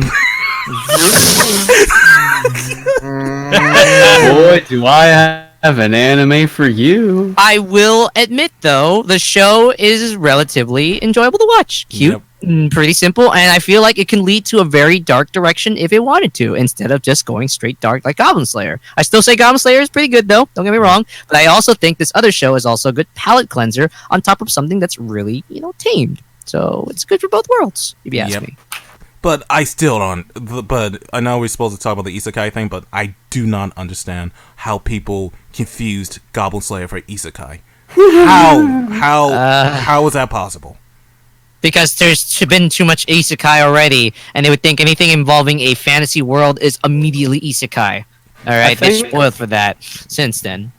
I think maybe they saw Goblin Slayer with like the flaming eye thing, and they went, "Is that Overlord?" And they got it confused that way. But who knows? You know what? I'm gonna ask Momonga versus the Goblin Slayer. Tell me, Darkmoon, who'd win? Momonga. Okay, He's a god. you're right. I'll give you that. Fair enough. He has all the tools. But go ahead. But the thing is that they should have known from the synopsis. If it was an isekai, they would have dropped a little hint that it was an isekai. A little, even a tiny bit. There was no description that it was an isekai. If people thought that Goblin Slayer was an isekai, then goddamn, you're lost. You're absolutely There's lost. a lot of problems that's been coming up from Goblin Slayer standalone, which surprised me. To be honest, when you think about it, as brutal as it is probably the most simplest anime you can think of. It's a Goblin Slayer.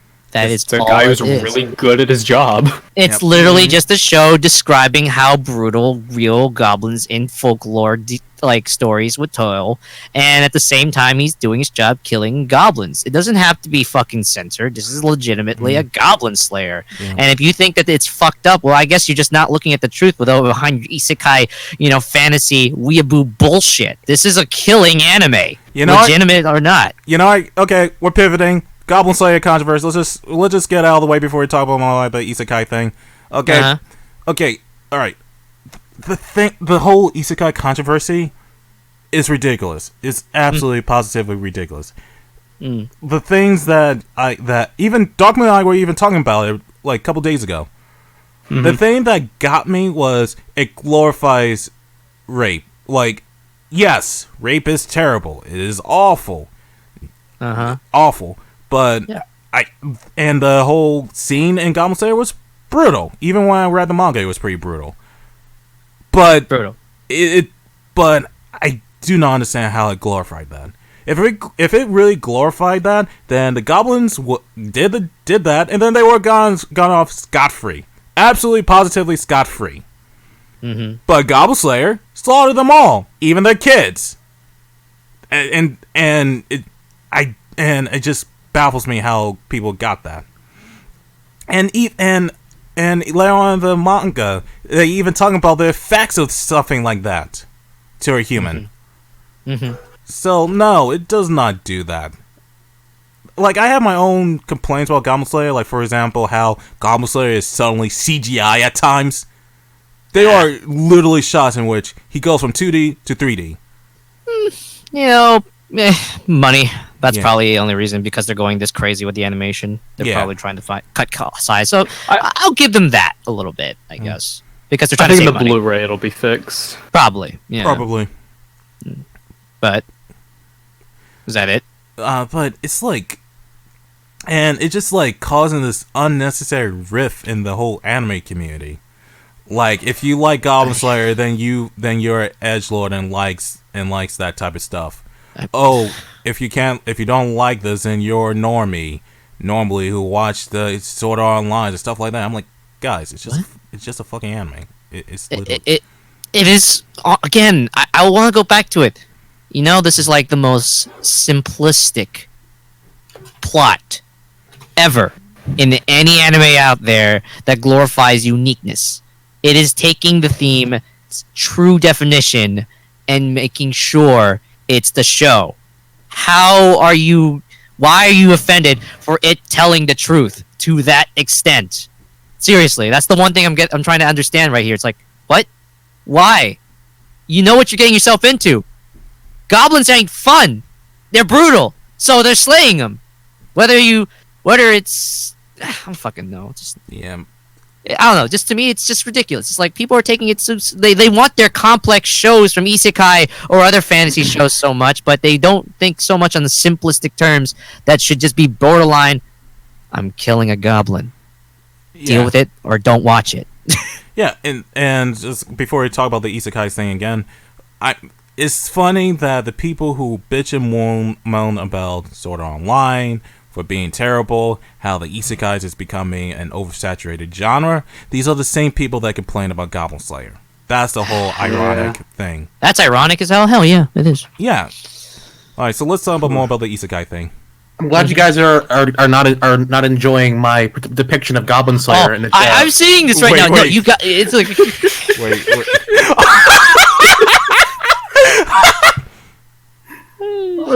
I was posting Goblin clips from RuneScape. I'm seeing these right now. Oh my god. Yeah. Goblins. I have something. It's called the final plan. We're going to put goblins in these camps, right? Yeah. And then, it sounds vaguely familiar. just vaguely. Oh god. But what are your guys' predictions about the Isekai crossover? It'll be a crossover with Isekai anime characters. Going off that it's the exact same art style as the Overlord specials, I can kind of guarantee these are going to be at least 5 minutes long maximum. Yeah, I'm very, very much looking forward to how they're going to interact with one another. Yep. Give me a call when they bring back Monster Rancher. That's the only Easter egg. Oh, you actually remember that show? Remember that show? You lived that show. I got the theme tune on my iTunes. Oh my god! I was transported to a faraway land, into a world where monsters rule. Monsters rule. Played the game like an ace, and now I'm in this place to save the monsters from the evil moon. Monsters rule, Monster Rancher. Monsters rule, Monster Rancher. Monsters rule, Monster Rancher. Come on, that shit was hype, and you know it. Oh god, the mask. Now I'm remembering the fucking mascot. Definitely. Oh man. Yeah, that is a long time ago. Yeah, it was on Fox TV if I remember correctly. Yeah. Holy shit. All right, so let's talk about RWBY. Oh boy. Yeah. Okay. Oh man, this one was surprising to hear. Honestly. Yeah, I'm not gonna lie, that surprised me as well. So. Go ahead. In a bit of surprising news, like I said, Rooster Teeth confirmed that Rooster Teeth will be appearing in Shonen Jump and in DC Comics, along with Gridlock. Well, Gridlock's going to be in DC Comics, no, won't be in Shonen Jump, but not going to lie, RWBY is anime now. Let's just. RWBY is both American and anime. Like, this thing is becoming a massive fusion amongst the two. Such an indie. Again, I've said this plenty of times when it comes to RWBY. Mm-hmm. Such an independent show that was made by one man out of passion, growing to be not only becoming a very well successful American series, but a very successful, Japanese voiced series, to a point now it's like, when it comes to its video game crossover from other mainline titles to this. Yep. DC Comics and Shonen Jump, two sides, literally being one half from the Japanese and one half from the Americans. Like, that is phenomenal. Where in God, I mean, the only show I can think of that's related where it's both American production but also Japanese would be Hero Man. Yep. That's the only thing I can think of right now, but that's strictly something coming from Japan. This one's independent that became mainline. Grew to be a pure mainline franchise amongst two different sides of the country. Like, wow. That is amazing to see that this series has gone that far. And the new season is not that far away, too. Yeah, I'm going to definitely watch Volume 6, even though I still have my reservations about it. Yeah, I'm just overwhelmed at the popularity and how how spread this series became now. Honestly, yeah, but it's also coming with a caveat. Like a lot of RWBY fans are not happy with the show at the moment. Like one of my friends, Ramen. I remember one time on my Discord server. The link to that is in the description down below. Check it out, please. Please check out my Discord server. Nah, I'm just kidding. Anyway, but anyway, he went on like a 1 to 2 page rant about all the things wrong with RWBY. And even when I go on YouTube, I just see like people just shitting on it. Things like I forgot the what was the black chick's name in RWBY? I forgot her name. Is she the villain? One of the villains? I believe? Yeah, she was one of the villains. The green haired one. I know what you're talking about. Yeah. Like, she's stupid, Yang's stupid, RWBY's stupid, Weiss is stupid, Blake is stupid, Cinder is stupid, and just this whole, and like, videos after videos of how they just ruined RWBY.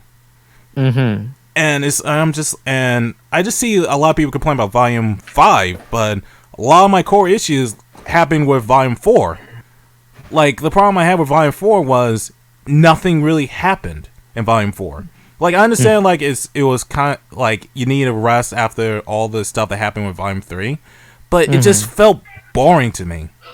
Nothing of merit happened. At least with Volume 5, you had all this stuff happening, a lot of confusing, disjointed, and poorly written stuff, but still, there was still a lot of stuff happening. But my main concern with RWBY is that even though it started off as an independent thing, I feel like it's slowly losing that charm a little bit. It's like a lot of things that made RWBY good is fading away.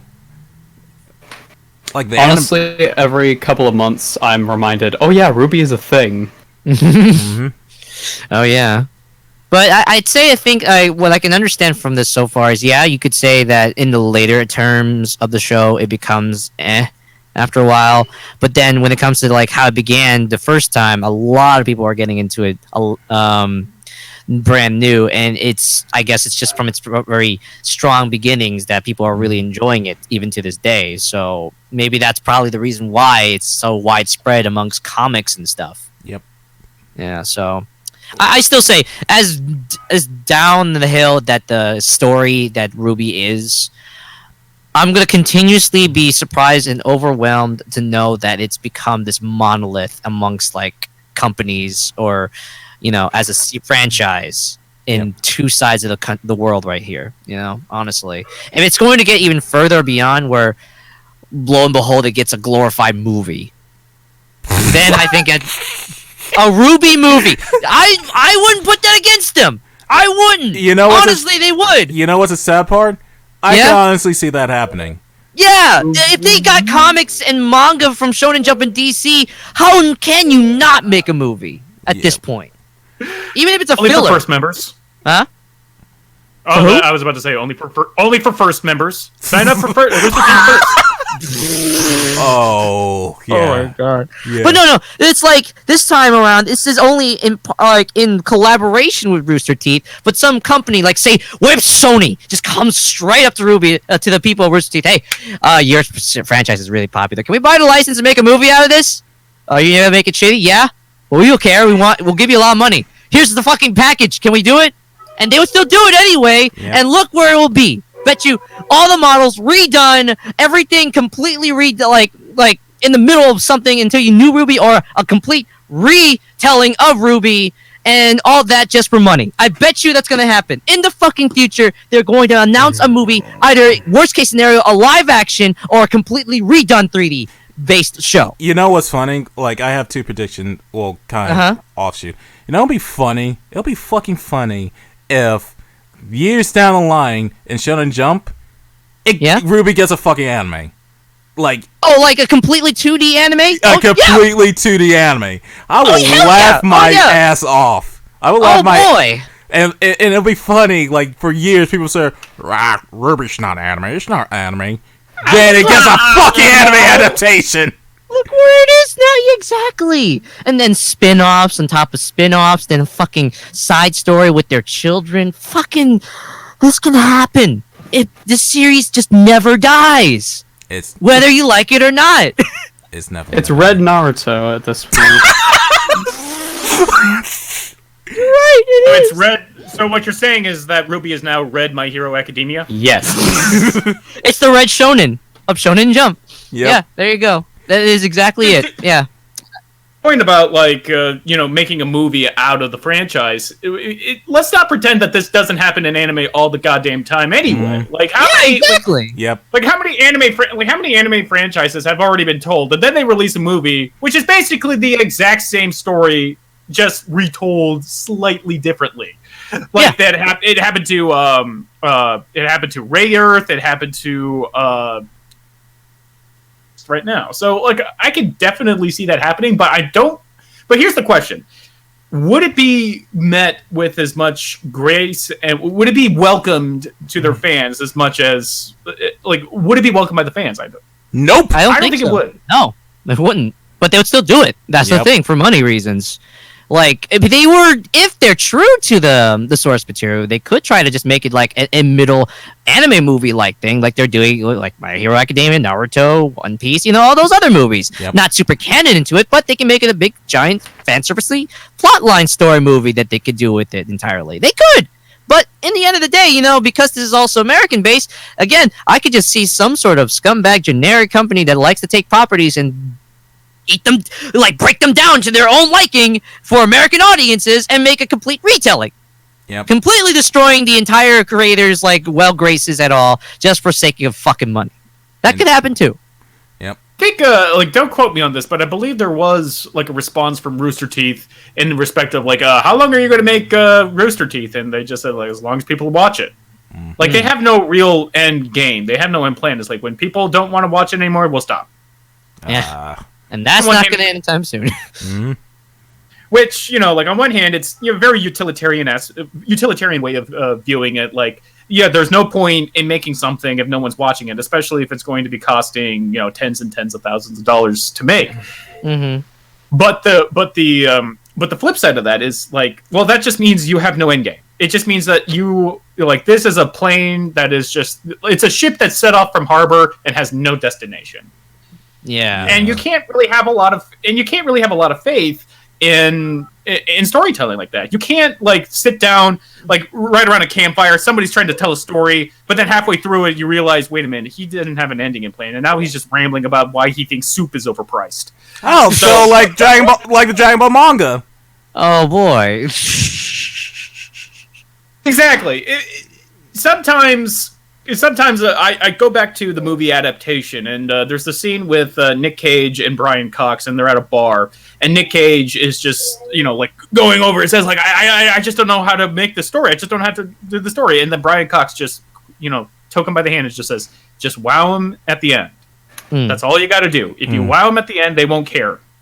Yeah. Sometimes there's a lot of truth to that. There is truth to the sometimes a story or be it an anime, movie, other television series, what have you. Sometimes the journey to the ending isn't necessarily the best, but if the ending is great, it made it all worth it. But unfortunately, with this news, I don't trust RWBY to have a good ending at all. Nope. Same. Or an ending. Yeah. He'll probably just stop in the middle of things and maybe, fucking change everything entirely. It's what's going to happen at this point. It's really sad, honestly. Yeah. Well, it's not going to have any good conclusion. And I think, if anything, here's the sad part. If you really want to think that's a bad ending, spoiler alert, if you don't mind, with RWBY. Go for it. Ever since Pre died is the ending. I might as well just say that if you really want to think the show ended, that's exactly that. Everything else after that was completely... all fantasy. It's just a dream. Might as well be RWBY chibi. Exactly. Yep. Pretty fucking much.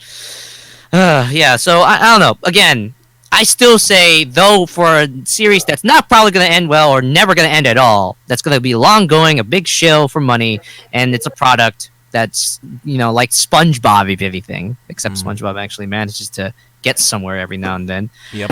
It is a product. I'll still give credit where credit is due that what started off indie became this fucking big massively. Yeah. I don't know how the creator would feel like if he was still alive, but at the end of the day, at least, he manages to make something big in the world that people still enjoy. Indeed. Yeah. It's still... Oh god, the bubbles are coming. I don't know. I heard your rant about Goblin Slayer. Nah, they're stopping us about RWBY. Yeah. All right, but my closing thoughts is it's still awe-inspiring how RWBY started off. If I remember correctly, they started off with MMD models and then the animations in XPS. Yeah. Some of them are still stolen. Some of them are technically assets from MMD in some extent, even if they are continuing it or they slightly redone it. There's still some assets used for it for some reason. Yep, and it's still awe-inspiring, and I think a lot of content creators can look to them for inspiration. But at the same time, it's still a little bit concerning about the future of it. Oh yeah, totally. Yeah. How much can it even last at this point before it becomes like a dead cow? Exactly. All right, so let's talk about the final tidbit of news. DMC5.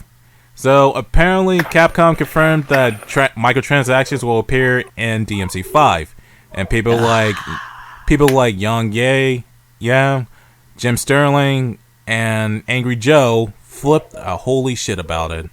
Aren't they in DMC4?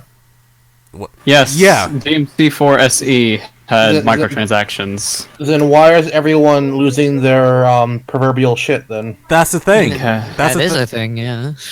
It doesn't make any sense. Because it's microtransactions. I mean, you can hate the practice, I get it, but you're acting like it's new. Yeah, it's because it's Capcom. Capcom is persona non grata to gamers ever since Street Fighter X Tekken had on disc DLC. Oh boy! And then that, let's bring up that specter. Oh boy! For that. Or how about that unmissable event for Ace Attorney fans? Astra's Wrath, anyone? Oh well. Hey now. That there was paid deal. That's not microtransactions. That's blocking actual story elements through a fucking paywall. Ooh. That shares more of an offense of anything. True. That is. That's a bigger can of beans right there, to be honest. That was by far and away the biggest slap in the face that I think Capcom has ever given its customers. More than the on-disc DLC, more than empty promises, and more than all of that. That in of itself was just I initially reviewed that game and I gave it a pretty good positive review of it. Yeah. The DLC. And then that came out. Yeah, I thought I got the true ending, but apparently no. I got to give them an extra. What was it, $10? $5, $6 at the time, I guess, maybe. Or $6, or wait for the gold, the gold edition of the game to come out with all the DLC on it. Yeah, I know, but Capcom has had a long history of perceived anti-consumer practices. So this news coming out from for DMC5, well, one, it is par for the course, and people should be mindful of that. And two, it's sort of like it's like a piñata. Like everyone has, their favorite punching bag, their favorite thing that just kind of keep bashing, and they always keep coming back for more. This is this exact same situation with Capcom. If it wasn't Capcom, then it would be, I don't know, like EA. Like EA was definitely, if it's not Capcom, it's EA. If it's not EA, then it's Capcom. For the most, like egregiously terrible anti-consumer, practices. Oh yeah. If anything, if you don't mind me, saying, it's I feel like this is a bit of a bitchy moment for some of them because, one, aren't you glad enough that they're continuing a franchise that they thought they were going to reboot from before? Yep.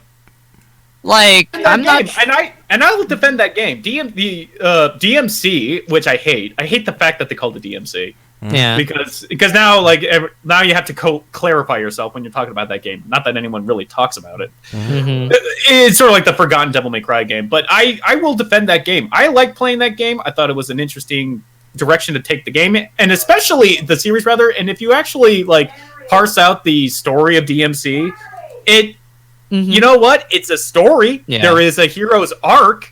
A shithead learns to not be such a shithead over the course of the game, and their boss fights were fucking awesome. Yep. Like that talking head fight where you're constantly transported between channels and you have to fight off while he's just talking, while the boss is basically talking about, look at this radical tried to destroy our city streets. Everyone should get him. That's beautiful. That is one of the best boss fights of that gaming generation. Yep. Totally understand. It was a great achievement for Capcom. I thought it did a lot to revitalize the franchise, but everyone kept shitting on it because, one, it was Capcom, so of course they're going to shit on it. Because fucking how dare Capcom even exist? Not that not that Capcom didn't do that to themselves. I'm not letting them off the hook for what they did, but. Hate the franchises. Hate the franchises that they do that towards. Don't let your hatred spill out into everything else that had nothing to do with that. Right. So not only that, they just hated the fact that Dante kind of looks like a millennial asshole. Yeah. And I want my log. Yeah, gave him the undercut and everything like that. And it was he looks like such a dipshit. I want that long-haired dipshit. I don't want that short-haired dipshit. Bonus points when they mock the long-haired dipshit with a mop hair in one of the scenes in that game. Literally in the fucking beginning, too. I mean, granted, I pulled a muscle rolling my eyes at that scene along with everyone else. But that's the gravest sin that's the gravest sin it committed during that game as far as the original series is concerned. But people are so stuck on the original Devil May Cry that they don't realize that there really isn't a lot of difference behavior-wise and smart-alecky, jerk-ass-wise between original Dante and DMC Dante. There really is. There's a lot of overlap between them. They really just hated him because of how he looked, which is, I get it, but that is such a fucking shallow reason to shit on that game. Especially when the game played as well as it did, and the levels were as cool as they were, and the boss fights were as great as they were. Yep. Script was pretty dumb. The actual dialogue was dumb. Fuck you! Fuck you! Fuck you! And actually, fuck you! Yeah. I remember there was a Triple Q remix for that song, for that scene. I remember that scene. The actual script was pretty fucking dumb. I ain't defending that. But everything else about the game, from the way it played to, like I said, the level design and what the story was trying to convey, as broken as a fucking as a Devil May Cry, actually a Capcom pen script could possibly be. Yeah, it was good. It was really, really good, and I will defend that game to my dying day. But the fact that we're going back to the well with the original DMC, it's just we'll forget that attempted reboot and go back to the well again. Yeah. And then this happened. And then this happens again. It just kind of smacks of, oh god, are we doing this again? It just seems like spoiled brat bullshit from where I'm coming from. It's okay, you finally got your continuation of Devil May Cry 4. It's Devil May Cry 5 now. You see Dante in his old design, more bearded as ever. You're seeing all your favorite characters. You know what? They're continuing the story somehow ever since the last game after all these years. Are you happy now? This is literally them saying, are you happy now? We finally got it back for you, okay? But then they still want more. Once you do one little thing, one tiny thing, it's like, oh, microtransactions, fucking riots, pitchforks everywhere. I don't know. It's a bit much, if you ask me.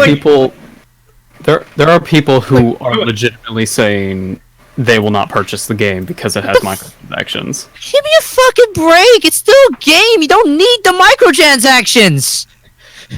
That's the thing. Why? I don't understand. I understand from the perspective of they're putting them in to try to entice would-be buyers into getting them. It's the constant carrot on a stick. It's just oh, you're just trying to suck every nickel out of my wallet. It's yeah, they're a business. That's what they do. Show me a bit. Here's the thing. I remember back in the day when the Mortal Kombat 9 came out.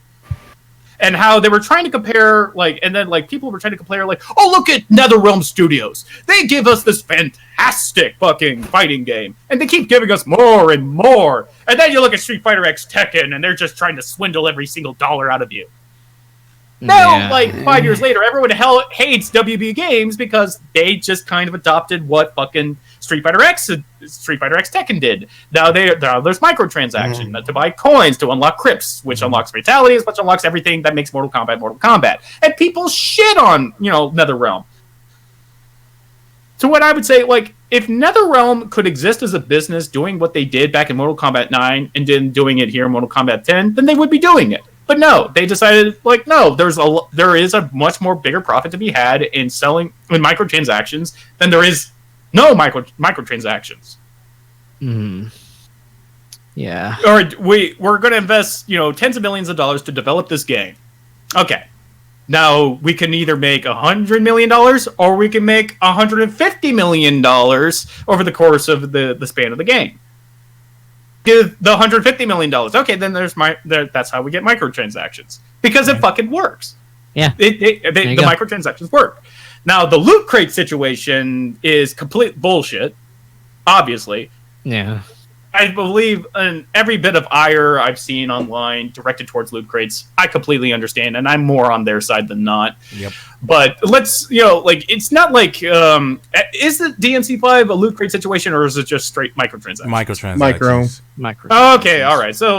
So from my perspective, it's okay. 5 is going to have stuff that I could buy. It would be like Dead Space 3 all over again. I didn't even know Dead Space 3 had microtransactions until my third playthrough of that game. What are all these little bits are for? It's I could trade them in for more weapon parts. Is that what that microtransaction was? I didn't even notice them. Yeah. And hell, I didn't even know there was microtransactions in Devil May Cry 4 Special Edition, despite the fact I streamed that game a few months ago. Yeah. It just seems to me that a lot of this would not be nearly as bad. I think a lot of gamers are treating this like a sky is falling situation, and how dare they fucking do this without actually, seeing the game in prog, actually getting the game and then saying damn it, now they're trying to push these fucking microtransactions on me. It's this is fucking annoying. Versus maybe we could get the game as hey, there were microtransactions in this game. I wouldn't have known otherwise. Yeah. Mm-hmm. You're right. Very well see that's the case, but as soon as that MT word is anywhere near that game, fucking 5-alarm fire. It's just everyone dogpile on it. Yep. Basically. And as it is, what I can just for me, it's a continuation. I'm gonna just buy the game, stand alone. Don't need to worry about microtransactions unless I feel like it. If anything, that entire Mega Man thing is probably just a big fucking joke at this point. So I think I'd rather just be okay with buying the game and enjoying what I got without worrying about the microtransactions. I think that's just a better alternative, and maybe that will at least give them an answer to them, because like they'll still make money, but no, it's like, okay, the DLC microtransactions are not doing us sales. Let's fuck off with them or something. I don't fucking know. It's gonna happen. You just gotta get used to it. Yep. Like I have a similar sentiment. In fact, I pre-ordered the game. Like a few weeks ago. Mm-hmm. Look, loot boxes. Yeah, I can understand why people flip a shit about loot boxes. It's like Gambling. It's exactly like gambling. Some loot boxes can actually be set up to like inhibit like gameplay progress. But for the microtransactions, from what it seems like, it doesn't really affect the flow of the game. You get, if you buy this, you'll be able to revive more. You'll be able to revive. Okay, whatever. I'll just retry the level. Like, to me, people are not like, this whole microtransaction thing is not really necessary to flip a shit about. Oh boy, when I think about it, when you put it like that, it's like basically there might just be microtransactions to cheat the game. So it's like, help me, mommy, I need help to play DMC5 because it's too hard. So put more money in order to get power-ups faster and beat the game easily. Yep. If that's going to be the situation, then it's like, okay, don't even fucking bother then. Why are you playing the game? Exactly. Yeah, so either way, I don't see why it's such a big deal. Yeah, I'm still hyped for it either way, regardless of the little microtransaction controversy. Yeah. So we're going to go to questions, which, to be honest, is a little bit different this time since it's pre-recorded, so we didn't really get a lot of questions. One question. Let me pull up the tweet. Let's see. I gotta find the tweet.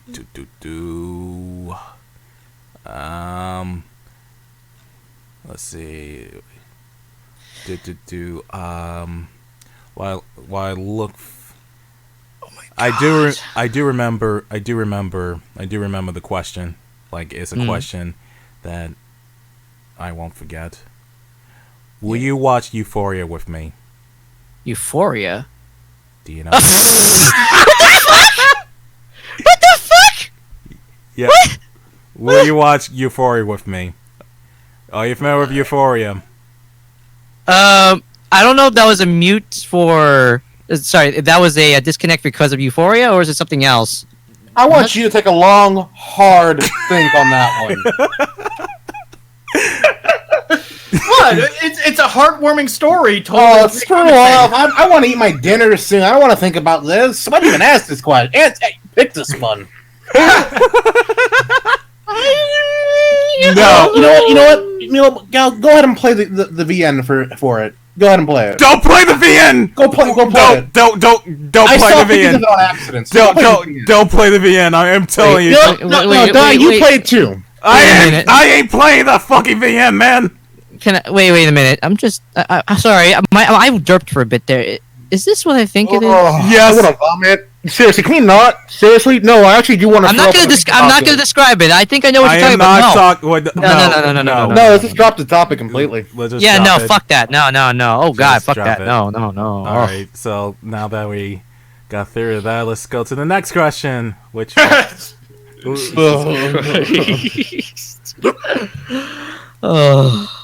Okay. So the next question is actually a lot of these questions are from me. Ain't that rigging the ballot? Yeah, but we can. Actually, there was one question from Nakanator10, even though I think we pretty much answered this during the podcast. Hey dudes, what are your thoughts on the first few episodes of Goblin Slayers? It's been getting a lot of polarizing opinions. Haven't we talked about it in detail already? Exactly. Yeah, we did definitely talk about it earlier, actually. So yeah, our thoughts are just there. Yeah. So. Yeah. My only thought on the situation is that I haven't had a chance to watch Goblin Slayer yet, and it seems like it's at least it seems like a series that is not going to be short of talking points. So eventually, I think I'll eventually cover it for Oldtaku New Tricks when the series finishes. Oh, nice. All I know is I'm happy that Jagex wrote a Goblin Slayer novel to go along with the RuneScape quests. I thought that was really cool of them. It's a really good book. It does go more into the background as to when the Goblin Zant was missing for all those years when she left the player. So I was actually really happy to know what she was up to. You know, I got a question for you then, Gamma. When it comes to RuneScape, are we talking pre RuneScape times or post? What do you mean? As in, like, I mean, RuneScape goes through so many updates at this point. Is this something that you enjoy in all versions of RuneScape, or I play old school and RuneScape 3. Oh, okay. I'd still play RuneScape Classic if they didn't turn off the servers. Okay, I gotcha. Because, like, I'm just curious. Like, say, what if I want to try to get into that quest on given the latest amount of updates? That have you ever played it growing up? Sadly, no. Play 3 because the old school RuneScape's combat is very antiquated. It's simple but antiquated. RuneScape 3 is more up there, like, you know, is more like with with World of Warcraft's combat. Okay, I getcha. So it's a little more understandable in through 3, I'm guessing. Yeah. Mm-hmm. All right. Oh, it's very narrative driven too. If you do all the quests. Fair. I'll keep that in mind then. But yeah, no. It's other than that, it's just Goblin Slayer. We already mentioned it already before. I just say watch it because it's exactly what it is. And if you already know the definition of a goblin, well, do know that it's going to go there and it's going to go all the way. Don't expect any sort of hand holding. I will say this: if you're able to handle Berserk, you'll be able to handle Goblin Slayer. If you can't handle Berserk, you cannot handle Goblin Slayer. Yeah. Simple as that. It does not. And Berserk is one of my favorite anime of all time. So, but like, are we talking like in terms of like Eclipse? Okay, all right. Yeah, that was at least. Well, in defense of the Eclipse, the entire series, the original animated series, was building up to that event. Mm-hmm. Sounds like everything happening in the Eclipse, happening in Goblin Slayer, happens in like the first 2 episodes. So like, there's no build up to it. I read the manga. It does not get better. Jesus. So basically, it's just going to be like a violent, depraved anime for edgelord tryhards. Okay. Mm-hmm. All right. Boy. Next question. All right. Yep. Next question. I'm not sure if you guys are familiar with the Castlevania Netflix series, but who would you smash in Castlevania? As in, like, fuck? Mm-hmm. I don't think I got a favorite unless we're talking about the newest version, because I haven't seen that one just yet. I've seen the newest version. I'm just going with the Priestess Girl. That's it. All right. I really need to actually watch the latest season of the Netflix series, because I really did like the Castlevania as a whole when Netflix, since it started. Release date. Like, I thought it wasn't released just yet. The Castlevania season 2. Let me take a look. I think it's coming out maybe next week. Okay. Like a Digital Spy article, and this is back from July, so I don't. October 26th. So yeah, the day after my birthday. Okay. Oh, nice. Yeah. Hey, nice. Okay. Yeah. Definitely gonna keep that in mind though. But yeah. All right. So I'm just going to answer the 2 remaining questions for me. All right.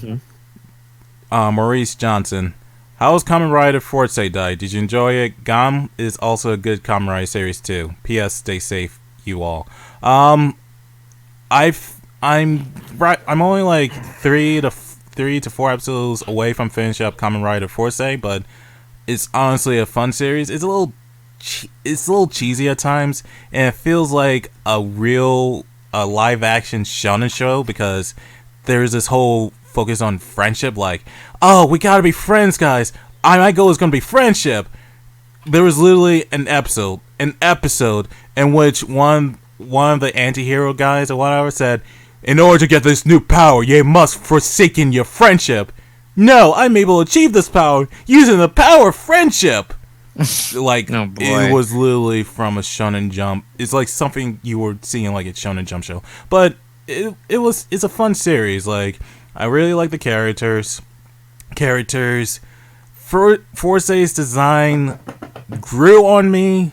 Initially, I was like, but then it started growing on me. So I'm glad that Force was the first Kamen Rider series I've watched, and I'm probably going to watch Kamen Rider Wizard, because right now my goal is to try to do more action animations, and I heard that Wizard has some good choreography in them, so I'm probably going to watch that after Force. Kind of like a study per se, right? Yeah, I'm doing a bit more studying in terms of like action animations. I've been watching this MMD channel called Ashi Toshi, Like he makes these really good action animations and MMD. So I've been looking at how he does animation. Dylan Goo, who we had on the podcast like a month ago. Yeah. I've been like watching his animations and I've been asking him for hit tips as well. Like I've been doing a lot of studying, and that's also one of the reasons why I've been watching Kamen Rider Wizard. And the last question for me is, okay, I know you said in the September update video you plan to release a Q&A video this month, but I am curious if it will come out later on this month. I wanted to release it this month, but the script got fucked up at the last second. Like, I wrote the script, I said, okay, I'm going to get the voice actors, and then somehow my script writing software did not save the progress, so I had to redo the script. But hopefully, so it's going to be delayed a little bit longer. At this point, I'm honestly thinking about releasing the Q&A video around January, because I can say, okay, new year, it's a new year, do the Q&A video for the new year. So I'm probably going to aim to release that in January. In fact, probably going to talk to you about that after the podcast, Gal, about lines for that one. But yeah, I feel bad that I keep delaying this Q&A video, because I really like to keep my promises when it comes to like the Q&A video and the Space Marines review, which I also got to work on. But yeah, hopefully I'll be able to release a Q&A video very soon.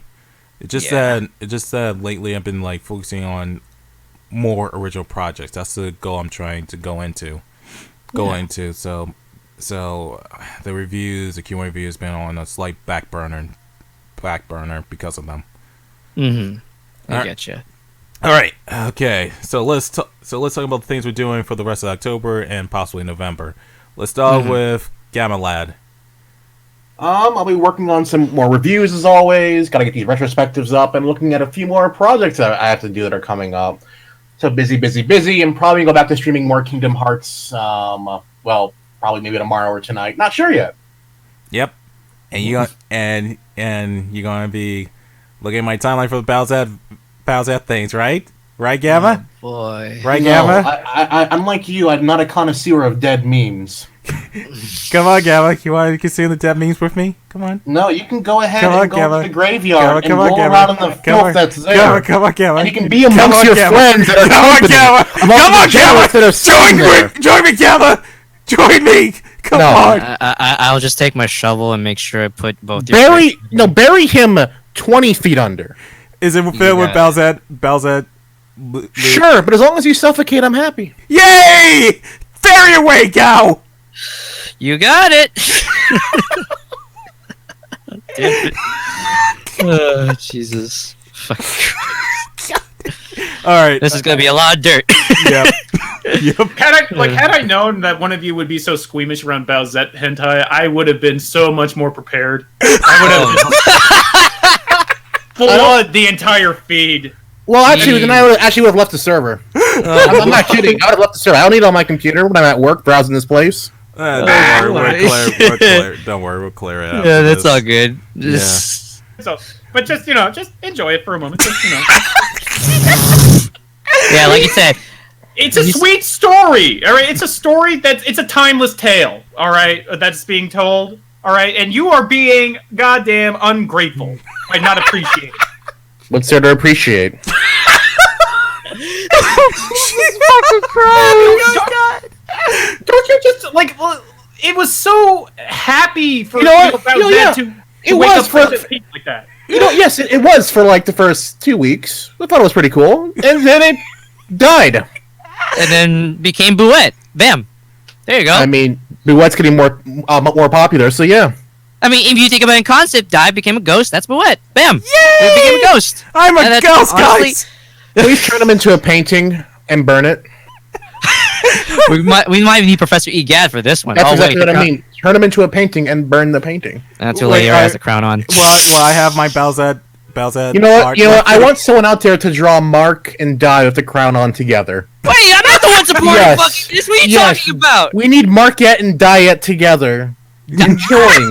I hate how two of those shits like fucking. Why does that work? There will be a massive market and diet on the internet for you. Trust me. I hate this! Oh, that's where I draw the line! Oh, the puns behind that shit because of our names. God damn it! Hey, Oh. so aren't you like a Genova version of myself last year, so I'm fully prepared. I know I'm still gonna stay angry if that ever happened. Yep. Alright, Darkmoon is... Okay, he's muted his mic. Okay, Gal?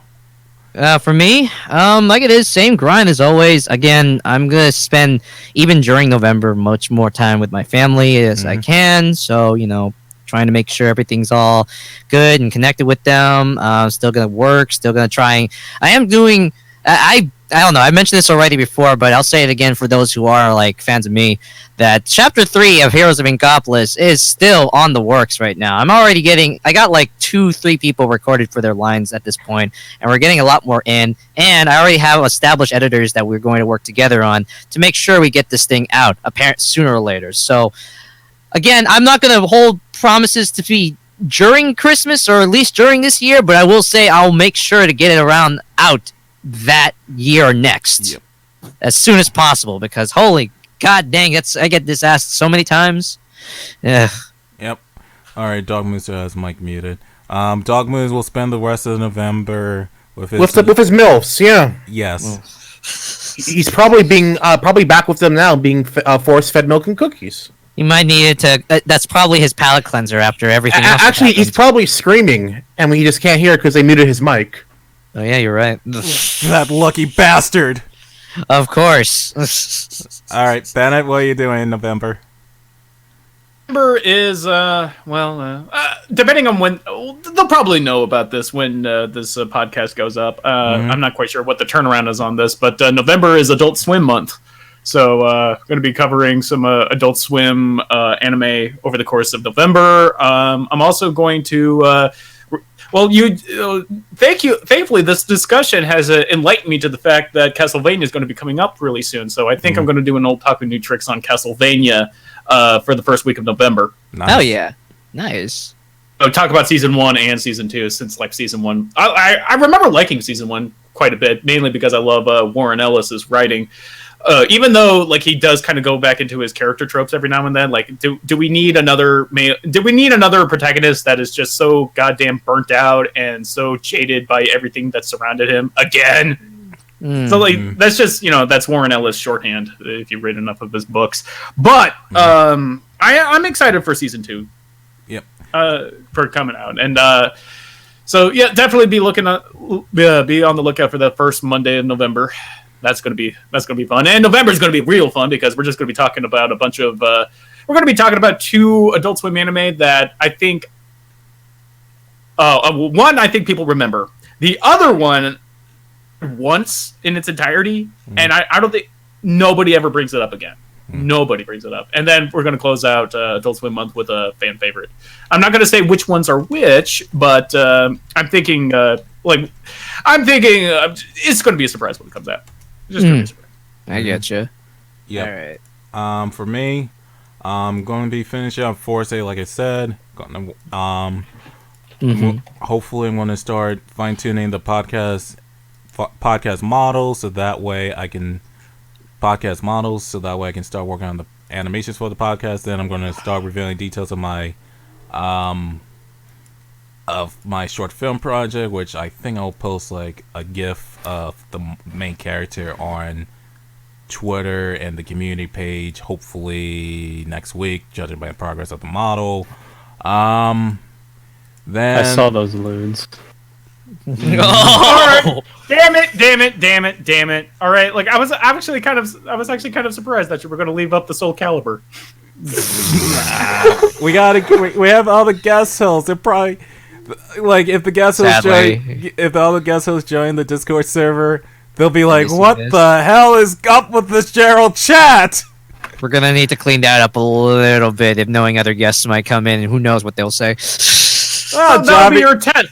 That'll be your test. If you pass your test, you can be. I mean, I plan on having some industry people in here. I don't want to lose those connections. Hey, it could be the Song Kagura people, Gamma. They'll be fine with that. They'll be fine. Oh boy. But Javi's the next guest, so he'll be fine. Oh boy, I think. talk to him about fucking. Yeah, but what else am I doing in November? Just animating. I'm like one animation away from wrapping up I'm one animation away from wrapping up 2018 animations. I just got to work on the Christmas special, which is gonna be a Neptunian Christmas special. I'm fine tuning the script a little bit before I get the voice lines for that. I'm doing this because I realized that I haven't really done a lot of Neptunia content this year. Probably because I couldn't really come up with any Neptunia parodies at the time. It's like, okay, I made fun of Neptune being a lazy girl, okay. Nepgear is a bloodthirsty monster, okay, cool. Noir is tsundere, good. Vert is... The only one I haven't made a joke about is Vert. She, pedophile. Yep. No. Just have Vert be one of Darkmoon's moms. That could fit the bill too. It's that again. It's you can make it a mommy pedophile. There you go. No, better idea. You have Vert turn Darkmoon into her sister. Janet Ben Darkmoon. I'll get the crown ready. Yep. Oh. Get the crown ready. It seems. Yep. There, you get the crown ready. You know Yep. fucking what to do. Okay. Yep. She But can be motherly. She can be sisterly. But overall, she likes little girls. And I think if changing that for fucking Darkmoon works out, then why the hell not? Let's see what happens. yep. I'm not hearing any objections. Yeah. Yep. But We're giving you an opportunity to object. You're not objecting. Yeah. wait, Dogma, do you want to turn into a little sister? Oh my goodness. He wants to turn into a little sister. Okay. All right. Get the crown We ready. gave you the opportunity to object to this decision. Your but- fate Alright, has been- alright. By your fate's been executive sealed. order, this has been sealed. All right. All right. You tried saying your piece, but it was too late. You can't. You've said it. The book's laid. It's all fucking set. So you're fucked up. You fucked up, Dark. You You fucked fucked up. up, man. hmm But yeah, I hope you enjoy your new life. Yep. we went from Yadari Milfs to you becoming a sister. I mean, listen, we gave him the chance. Yep, we Yeah. did. We did. Hey, like I say, have a good life. All right, and that's it. I want to thank my hosts for participating in today's podcast, Gammalad. Yo! In the meantime, I'm going back to my full-time job right now as El Presidente of the tropical region. Yep. Gao. It's been a pleasure, definitely. Seems like I got perfect timing too. I got a call to get somewhere actually, but yeah, no, this was great. Yep. Had a lot of fun with this one. Yep. The sister Darkmoon. Listen, CPU candidate, Darkmoon. Yeah, Listen. CPU candidate Darkmoon. I'm boy. okay. Everything's okay. Yeah, this was really fun. Please stroll CPU candidate Darkmoon. Please. There you go. And finally, our guest host for today's podcast, Bennett the Sage. It was great to have you here, man, and thank you for the Bowsette Ludes. Oh my god. Let him over that came from. Oh my. Oh god. Jesus Christ. If I could like fist bump you now, I would do so right now. Yeah, what about a chest bump given the transformation? Bam. Nice. We'll just have to settle for an Air 5. Yeah. Nice. There you go. All right. Well, that said, thank you guys for watching. Not watching. Thank you guys for listening to today's podcast, and I hope you have a wonderful day and night. See ya. Get Bye. Dark the CPU memory. He's changing. Oh boy, here it comes.